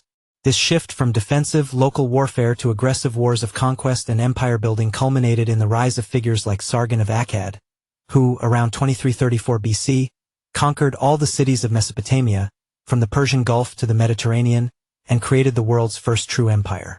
Under Sargon and his successors, the image of the king as a relentless, divinely backed, world-conquering warrior became a central and terrifying theme of royal propaganda, depicted in stark and brutal detail on their victory monuments. The king's relationship with the gods was the absolute, unshakable foundation of his authority. He was the indispensable intermediary, the crucial bridge between the human world and the divine world. It was his personal and most sacred duty to build and maintain the temples of the gods, to provide their cult statues with a rich and unending supply of offerings, and to ensure that all the correct, ancient rituals were performed at the correct times and in the correct manner.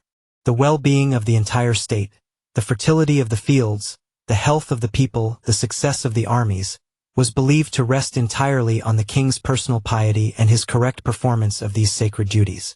This vital connection was publicly and dramatically reaffirmed in major religious ceremonies, most notably the New Year's festival in Babylon.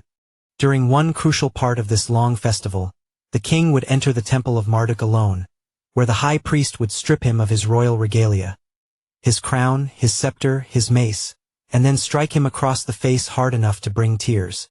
The king would then kneel and make a negative confession, declaring he had not sinned against the god or neglected his duties. This ritual of humiliation publicly demonstrated that even the most powerful king was ultimately a humble servant, subordinate to the will of the gods. While most Mesopotamian kings were careful to define themselves as the servants or chosen sons of the gods, a few, like Sargon's ambitious and powerful grandson Naram-Sin, took the radical and blasphemous step of declaring themselves to be divine, living gods on earth, adding the divine determinative before their written names. It was a claim to absolute power that shocked and offended many of their more traditional subjects. To exercise their power effectively over large territories and populations, the kings of Mesopotamia developed a sophisticated and surprisingly modern toolkit of royal administration. They created the world's first standing armies, composed of professional soldiers who were paid and equipped by the state and whose loyalty was to the king personally, rather than to a specific city or tribe. They established complex and comprehensive systems of taxation, creating a bureaucracy of scribes and officials to assess and collect a portion of the agricultural surplus from every corner of the land. This revenue was essential to fund the palace, the army, and the king's monumental building projects. They built a royal bureaucracy, staffed by loyal, literate scribes and officials, to manage the increasingly complex affairs of the kingdom: justice, diplomacy, public works, and the royal estates. And they mastered the art of propaganda. They commissioned magnificent works of art, like the Stele of the Vultures from the city of Lagash, a carved stone monument which depicts the king of Lagash leading his tightly packed phalanx of soldiers into battle, their spears bristling, as they march grimly over the naked, dead bodies of their enemies. They had their scribes compose royal inscriptions, written in a high literary style, that celebrated their victories, exaggerated their accomplishments, and timelessly preserved their names for posterity. The king, through these powerful tools of coercion and persuasion, became the central, organizing force of the state, the hub around which the entire civilization now revolved. The king brought a new and unprecedented level of order, stability, and justice within the city walls. He dispensed the law, managed the complex economy, and defended his people from external attack. But the very existence of his power, and the wealth it was built upon, was a constant temptation. Beyond the walls of his own city lay other cities, ruled by other kings, with their own ambitions, their own armies, and their own divine mandates to rule. The age of the small, fiercely independent, competing city-state, the political form that had defined the first millennium of Mesopotamian civilization, was about to give way to a new, larger, and far more violent era. It would be the age of empires, vast political structures built not just with bricks and clay tablets, but with glittering bronze weapons, the blood of conquered peoples, and the relentless, insatiable ambition of kings. The mighty engine that powered these cities, these temples, these kings, and these nascent empires was an agricultural surplus of staggering proportions, an abundance of food energy that was unparalleled in the ancient world. The fertile alluvial land of southern Mesopotamia, irrigated by a complex, man-made network of canals that channeled the waters of the Tigris and Euphrates, produced vast and reliable quantities of barley. Barley was the bedrock, the absolute foundation of the entire Mesopotamian economy. It was the food that fed the teeming population in the form of coarse bread and thick porridge. It was the raw material for their most essential and beloved drink, beer, which was a vital source of calories and nutrients. And, crucially, it served as their first and most basic measure of value, their original form of money. Long before the invention of coinage, prices for goods and services were often set and paid in standard measures of barley. A month's wages for a common laborer might be 60 liters of barley. The price of a sheep might be a similar amount.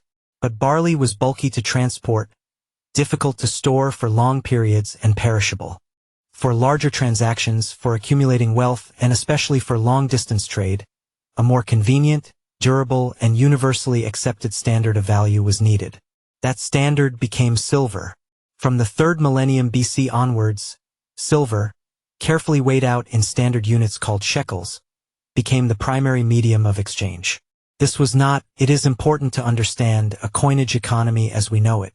There were no officially stamped coins of a guaranteed weight and purity issued by a state authority. The silver circulated in various forms: rings, coils, or shapeless lumps. For every single transaction, the silver had to be carefully weighed in a balance scale against a set of standardized stone weights, a slow and deliberate practice that is depicted in many ancient artworks and legal documents. With a stable and fungible measure of value in place, Mesopotamia became the bustling, vital center of a vast and complex network of international trade that stretched across the known world. The southern Mesopotamian plains were miraculously fertile, a veritable breadbasket, but they were almost completely devoid of other essential resources. They had no good stone for building, no metals for tools and weapons, and no high-quality timber for the roofs of their temples and palaces. To acquire these essential goods, Mesopotamian merchants, often working in partnership with the temple or the palace, mounted ambitious, difficult, and dangerous long-distance trading expeditions. Imagine a heavily guarded caravan of donkeys, laden with bales of finely woven Mesopotamian textiles, the product of the great temple workshops. They are slowly making their way east, across the arid plains of Iran and up into the treacherous, bandit-infested mountains of what is now Afghanistan. They are on a journey of thousands of miles, a journey that will take many months. Their goal is to trade their valuable textiles for precious blocks of lapis lazuli, a deep, celestial blue stone prized above all others for making jewelry and for inlaying the eyes of divine statues. At the very same time, another expedition is heading west, to the cedar-forested mountains of Lebanon, to bring back massive, fragrant logs of timber needed for the roofs of the great temples and the palaces of the kings. And in the south, in the port city of Ur, ships made of bundles of reeds and sealed with black, sticky bitumen are being loaded with grain and cloth. They are setting sail down the Persian Gulf to the distant land of Magan, perhaps modern Oman, to trade their goods for tons of raw copper or, the essential ingredient, along with tin which came from even further away, for making the bronze that equipped their armies and defined their age. This flourishing, far-flung trade gave rise to a new and unprecedented level of economic sophistication. The Mesopotamians, out of sheer practical necessity, essentially invented the idea of the legally binding commercial contract. When two parties agreed to a deal, a loan of silver, a commercial partnership to fund a trading venture, a sale of a plot of land, a professional scribe would be summoned. He would take a piece of wet clay and meticulously record all the terms of the agreement, the names of the parties involved, the exact amount of silver or goods being exchanged, the specific interest rate on the loan, the date, and the names of the witnesses who were present. Then, each of the parties, and the witnesses, would impress their personal seal onto the soft clay. These seals were not stamps, but small, intricately carved stone cylinders that, when rolled on the wet clay, left a unique, repeating pattern, a miniature work of art. The cylinder seal was the Mesopotamian equivalent of a legally binding signature, a unique and unfalsifiable mark of a person's identity and agreement. The sealed contract would then often be placed in a clay envelope and baked in a kiln to make it a permanent, unalterable record of the agreement, a powerful legal document that could be brought before a panel of judges in case of a dispute. They developed surprisingly sophisticated financial instruments. Loans were commonplace with legally established maximum interest rates, typically 20% per year for a loan of silver, and a higher 33% for a loan of barley, a rate which reflected the fact that a stock of barley, when planted, could literally reproduce itself.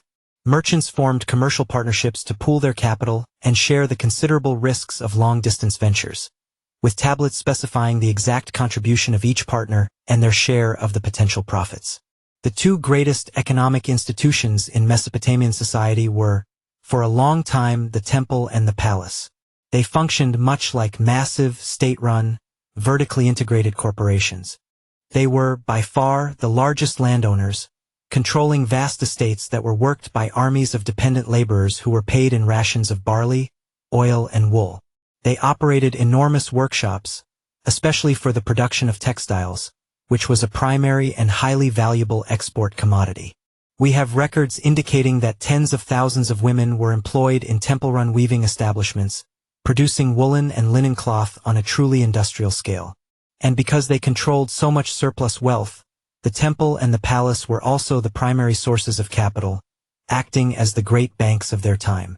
They would finance the trading expeditions that brought back essential raw materials, often providing the merchant with the trade goods up front in exchange for a large share of the profits upon his successful return.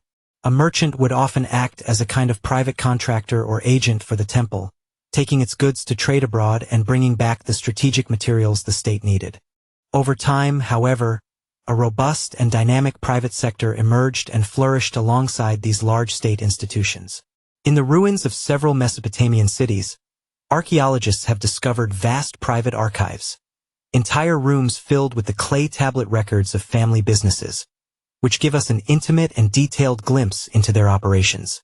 In cities like Ur and Sippar, we can trace the fortunes of what can only be called banking families who, over several generations, built vast private fortunes by lending silver at interest, investing in long-distance trading ventures, buying up agricultural land from indebted farmers, and managing the financial affairs of the wealthy.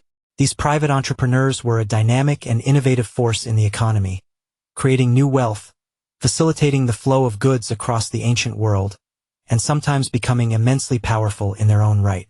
They represented a new class of people in the ancient social hierarchy, a wealthy merchant class whose power was based not on inherited land, priestly office, or military prowess, but on their commercial acumen, their appetite for risk, and their accumulated liquid capital. This increasingly complex and commercialized economy had a profound and sometimes destabilizing social impact. It created a more dynamic and stratified society, with a wealthy, urban-based class of merchants and financiers at the top. But it also created significant and persistent social problems, chief among them the terrible issue of personal debt. A farmer, in a year of bad harvest or a flood, might be forced to take out a loan of barley or silver from a wealthy creditor just to feed his family until the next harvest. With the high prevailing interest rates, this debt could quickly spiral out of his control. If he could not repay the loan, he might have to pledge his land as collateral.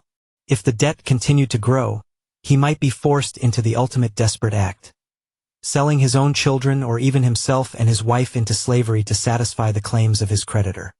This debt slavery was a constant and corrosive threat to the social fabric, a source of great misery and potential unrest.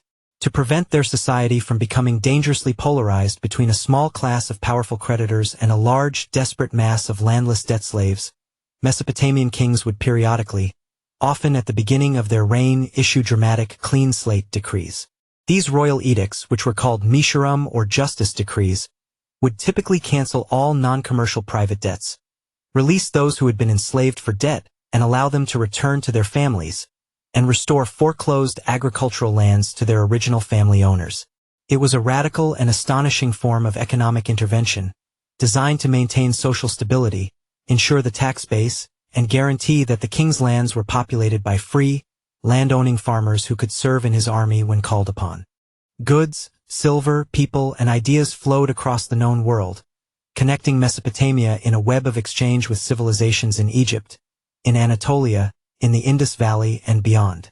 This new, early form of globalization brought unprecedented wealth and access to exotic goods and new technologies. But it also brought new and unpredictable risks. It brought foreign ideas that could challenge the traditional, divinely ordained order. It brought foreign peoples who sometimes came as peaceful traders and sometimes as desperate migrants fleeing famine or war. And it brought the ever-present threat of powerful foreign armies, drawn like moths to a flame to the immense and visible wealth of the glittering cities between the two rivers. The world was becoming smaller, more interconnected, more prosperous, and far, far more dangerous.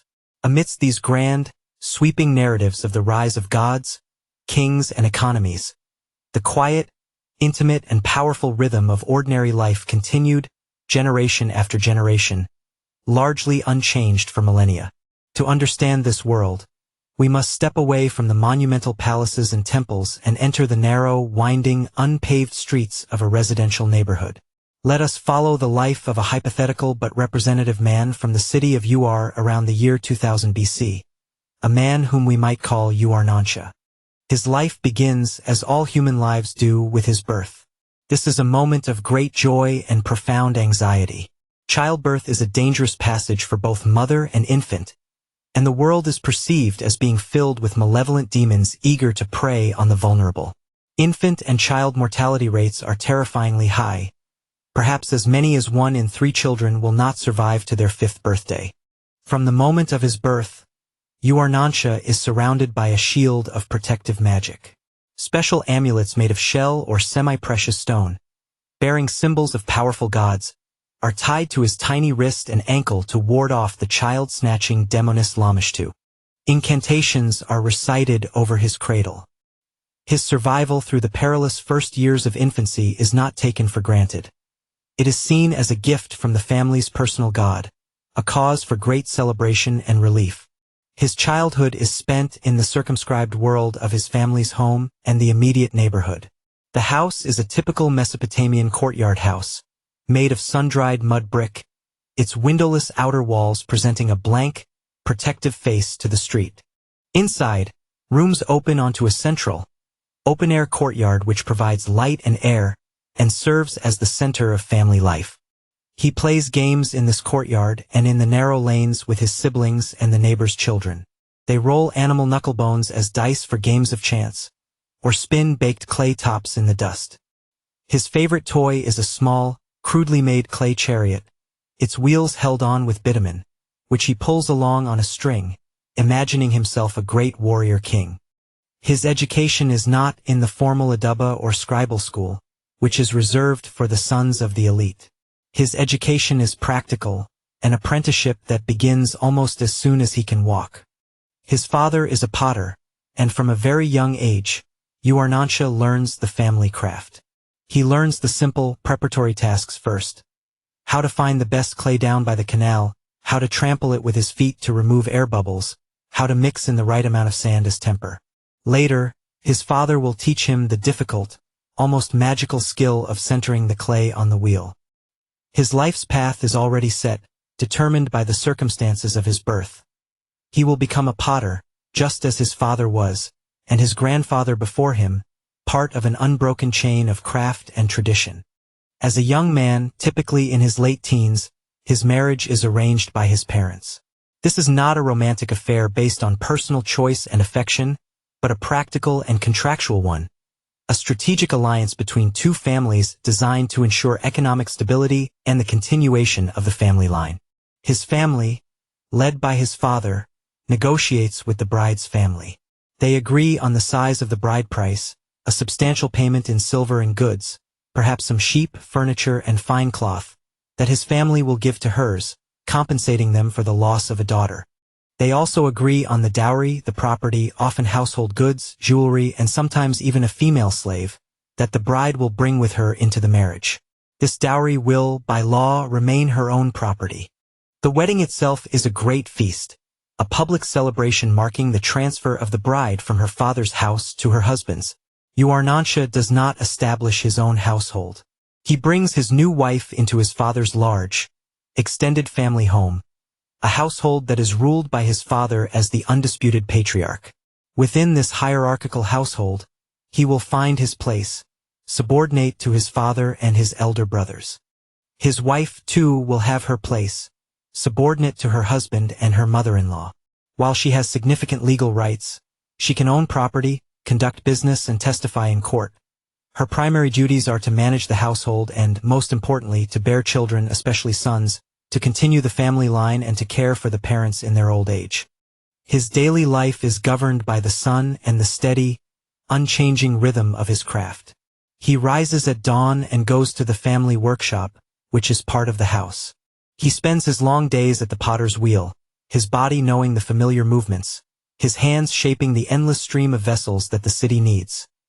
Large jars for storing grain, plates and bowls for the table, cups for drinking beer. His diet is simple and largely monotonous. Coarse, unleavened barley bread, baked on the walls of the courtyard oven. A pungent porridge of barley, sometimes flavored with lentils, and a steady supply of onions, garlic, and dates. His main source of calories, and his daily pleasure, is beer. The Mesopotamian beer is not a clear, filtered beverage, but a thick, nutritious, soupy brew, eaten as much as drunk, and often consumed through a straw to avoid the bits of grain husk floating on the surface. He lives in a crowded, densely packed, organically grown neighborhood of the city. His house shares party walls with his neighbors on either side. Life is noisy, smelly, and intensely public, lived as much in the streets and courtyards as it is indoors. The local neighborhood gate, where the elders of the community gather in the evenings to smoke, gossip, and settle minor disputes, and the small local temple dedicated to a minor deity, are the primary centers of his social world beyond his extended family. When he falls ill with a fever or a persistent cough, his family's response is an inseparable mixture of what we would call practical medicine and what we would call magic. His wife may administer an herbal remedy, a poultice or a bitter-tasting potion recommended by an ASU. The ASU is a practical healer, a physician who relies on a body of traditional knowledge about the properties of various plants, minerals, and animal products. But they will also likely, especially if the illness is serious, call upon an ashipu. The ashipu is an exorcist, a ritual specialist, who will diagnose the illness not as a natural phenomenon, but as a supernatural one.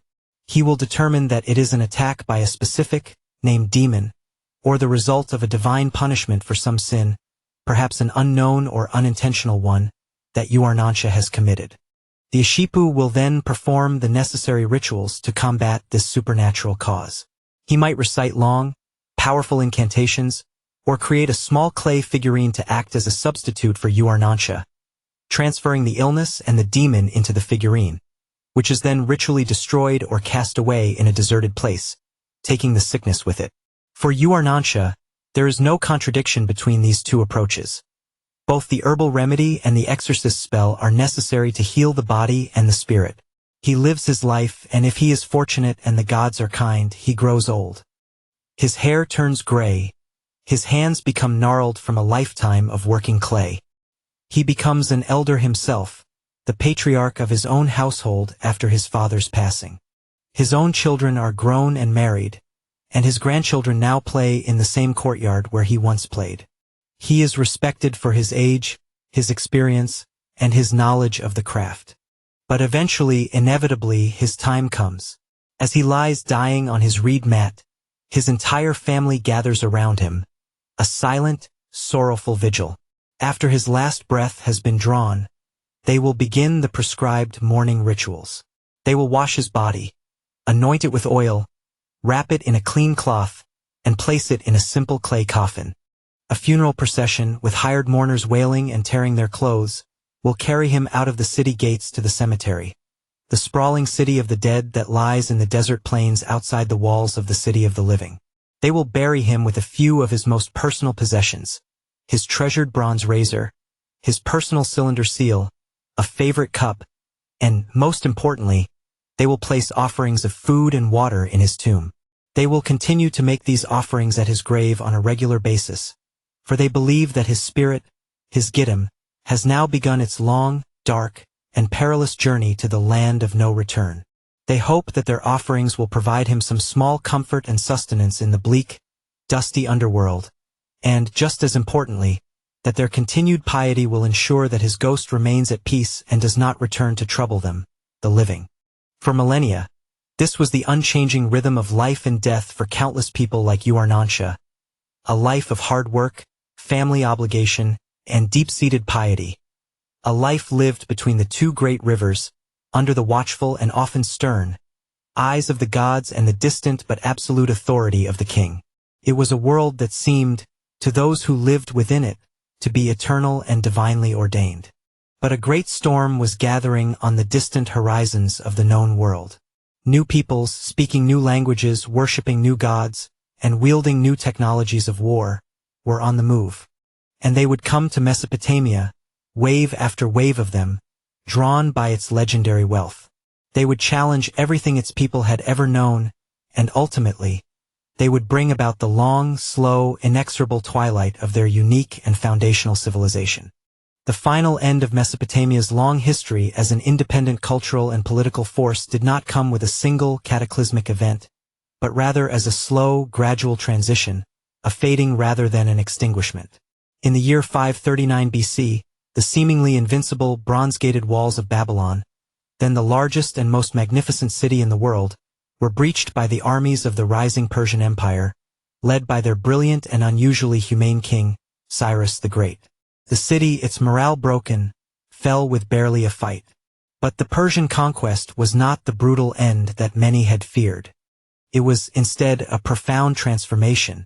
Cyrus pursued a revolutionary and unprecedented policy of cultural and religious tolerance. He did not, as the Assyrians before him would have done, destroy Babylon's temples, smash its divine statues, or deport its population. In fact, in a brilliant act of political propaganda, he presented himself not as a foreign conqueror, but as the legitimate successor to the long line of Babylonian kings, the one chosen by Babylon's own chief god, Marduk, to restore order and justice to the land. Life in the great cities of Babylon, Uruk, and Nippur continued much as it had before. The canals were maintained, the fields were cultivated, the merchants continued their trade, and the priests, now funded by a Persian king, continued to serve the ancient gods in their ancient temples, performing the daily rituals that had been performed for thousands of years. But the center of political power, the gravitational heart of the world, had irrevocably shifted hundreds of miles to the east, to the new Persian capitals of Susa and Persepolis. Mesopotamia, for the first time in its history, was no longer the master of its own destiny. It was now a wealthy, productive, but ultimately subordinate province in a much larger multi-ethnic empire. 2 centuries later, a new and even more formidable conqueror arrived, this time from the west, Alexander the Great.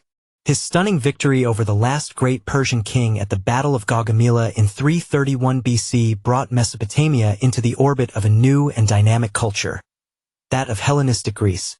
After Alexander's early death, the region fell under the control of one of his leading generals, Seleucus, who established the Seleucid Empire, a Greco-Macedonian kingdom ruling over a vast Near Eastern population. The Seleucids, eager to build a power base, founded new, purely Greek-style cities or polis in the region. The most important of these was Seleucia on the Tigris, which quickly grew to become a massive metropolis, a major center of Greek culture and commerce that soon rivaled and eventually eclipsed the old capital of Babylon. A slow, fascinating process of cultural fusion and interaction began. Greek architectural styles like the Corinthian column and Greek artistic conventions began to influence the local Mesopotamian styles. The Greek language, the Koine Greek of the Hellenistic world, became the language of government, of commerce, and of high culture, used alongside the traditional Akkadian written in cuneiform and the widely spoken Aramaic language. We find remarkable clay tablets from this period where a Babylonian priest, writing a technical astronomical text in the ancient cuneiform script, adds a personal note or a transliteration of his name in the Greek alphabet, a perfect, small snapshot of a world where 2 great, ancient cultures were overlapping and intermingling. The old, venerable urban centers, like Babylon itself, though still respected as religious and scholarly centers, began a slow, gentle, but irreversible decline as population, wealth, and influence shifted to the new Greek foundations. In the ancient, sprawling, and now somewhat dilapidated temples of cities like Uruk and Babylon, a final, poignant flicker of the old ways persisted for several more centuries. Here, a dwindling number of traditionalist priests and scribes, trained in an esoteric art that was now thousands of years old, continued their sacred work. They meticulously copied the ancient religious texts, the great literary epics of Gilgamesh and the creation, and, most importantly, the astronomical diaries, the detailed, night-by-night records of the movements of the moon and planets that their predecessors had maintained without a break for at least 7 centuries. But they were, in essence, curators of a dying tradition. They were writing for an ever-shrinking audience. The cuneiform script, with its hundreds of complex signs and its difficult, multi-layered readings, could not possibly compete with the simple, efficient, and democratic alphabetic scripts like Aramaic and Greek that were now dominant throughout the region. The old knowledge, once the engine of an empire, was becoming the exclusive arcane preserve of a tiny, isolated, and aging priestly class. The very last dated cuneiform tablet we have been able to find is a technical astronomical text, a list of planetary positions, from the year 75 AD. After that date, the script that had served civilization for over 3,000 years, the script that had recorded the first laws, the first poems, and the first histories, finally fell silent. The knowledge of how to read the wedges was lost, and the voices of ancient Mesopotamia faded into a profound and mysterious silence that would last for nearly 2,000 years. But the knowledge of Mesopotamia, the deep structures of its thought, was not truly lost. It was transformed, absorbed, and transmitted. It flowed like an underground river into the cultures that followed, often in ways that are not immediately obvious but are nonetheless profound. The meticulous astronomical observations of the Babylonian priests, along with their advanced mathematical methods for predicting celestial phenomena like eclipses, were passed on to the Greeks. Greek astronomers like Hipparchus and Ptolemy, the foundational figures of Western astronomy, openly acknowledged their debt to their Babylonian predecessors, using their data and their mathematical methods as the essential foundation for their own more theoretical work. This body of knowledge, a direct inheritance from the ziggurats of Babylon, would dominate Western and Islamic astronomy until the time of Copernicus. Many of the most famous stories and legal concepts of the Hebrew Bible, which was edited and compiled during and after the Babylonian exile of the Jews in the 6th century BC, show the clear and undeniable influence of Mesopotamian precedents. The dramatic flood story in the Book of Genesis has a direct and much older literary parallel in the Epic of Gilgamesh. The structure of biblical law in books like Exodus and Deuteronomy clearly echoes the structure and even some of the specific content of Mesopotamian law codes like that of Hammurabi. The mathematics developed by Babylonian scribes, particularly their sophisticated place value notation and their base 60 system, profoundly shaped the development of Greek and later Islamic mathematics and science. The legacy of Mesopotamia was not dead. It was simply absorbed into the DNA of the civilizations that came after. For nearly 2,000 years, the great cities of Mesopotamia lay buried and forgotten. Their sun-dried brick walls crumbled into dust, forming the silent, anonymous mounds of earth that dotted the Iraqi landscape. Their very names, Nineveh, Uruk, were known, if at all, only from the strange and half-mythical pages of the Bible and the accounts of classical Greek historians. Then, in the middle of the 19th century, a new age of European colonial expansion, exploration, and archaeology began. A handful of daring, often eccentric, adventurers and scholars, men like the Frenchman Paul-Émile Botta and the Englishman Austen Henry Layard, began to dig into the mysterious, flat-topped mounds of northern Iraq. To their utter astonishment, and to the amazement of the entire world, they unearthed the lost, magnificent palaces of the great and terrible Assyrian kings at sites like Khorsabad and Nineveh. They found vast throne rooms, their walls lined with magnificent, powerful carved reliefs depicting scenes of brutal warfare and royal lion hunts. And, most miraculously of all, they found entire libraries of clay tablets, tens of thousands of them, covered in the strange, incomprehensible, and beautiful wedge-shaped writing. The race was on to decipher cuneiform.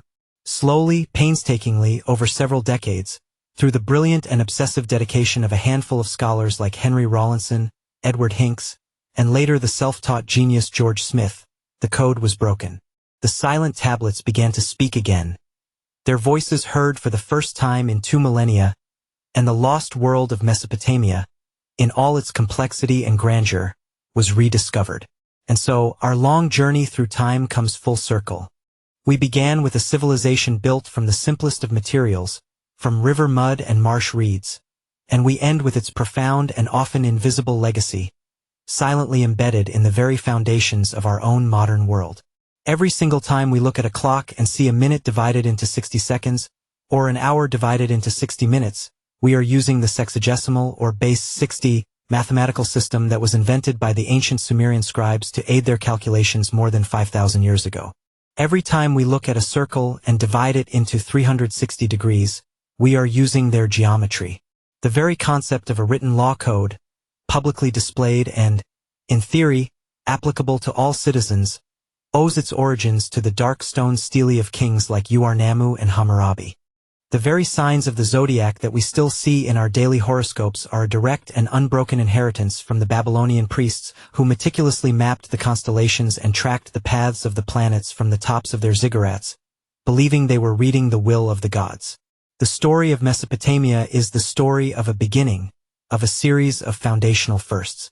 It is a powerful and humbling reminder that the most complex and enduring structures of our own world, our cities, our laws, our stories, our science, our very way of recording our thoughts, all have their deep and ancient roots in this fertile, creative, and endlessly fascinating land, in the simple, profound, and world-changing innovations that were first dreamed into existence between the two great rivers.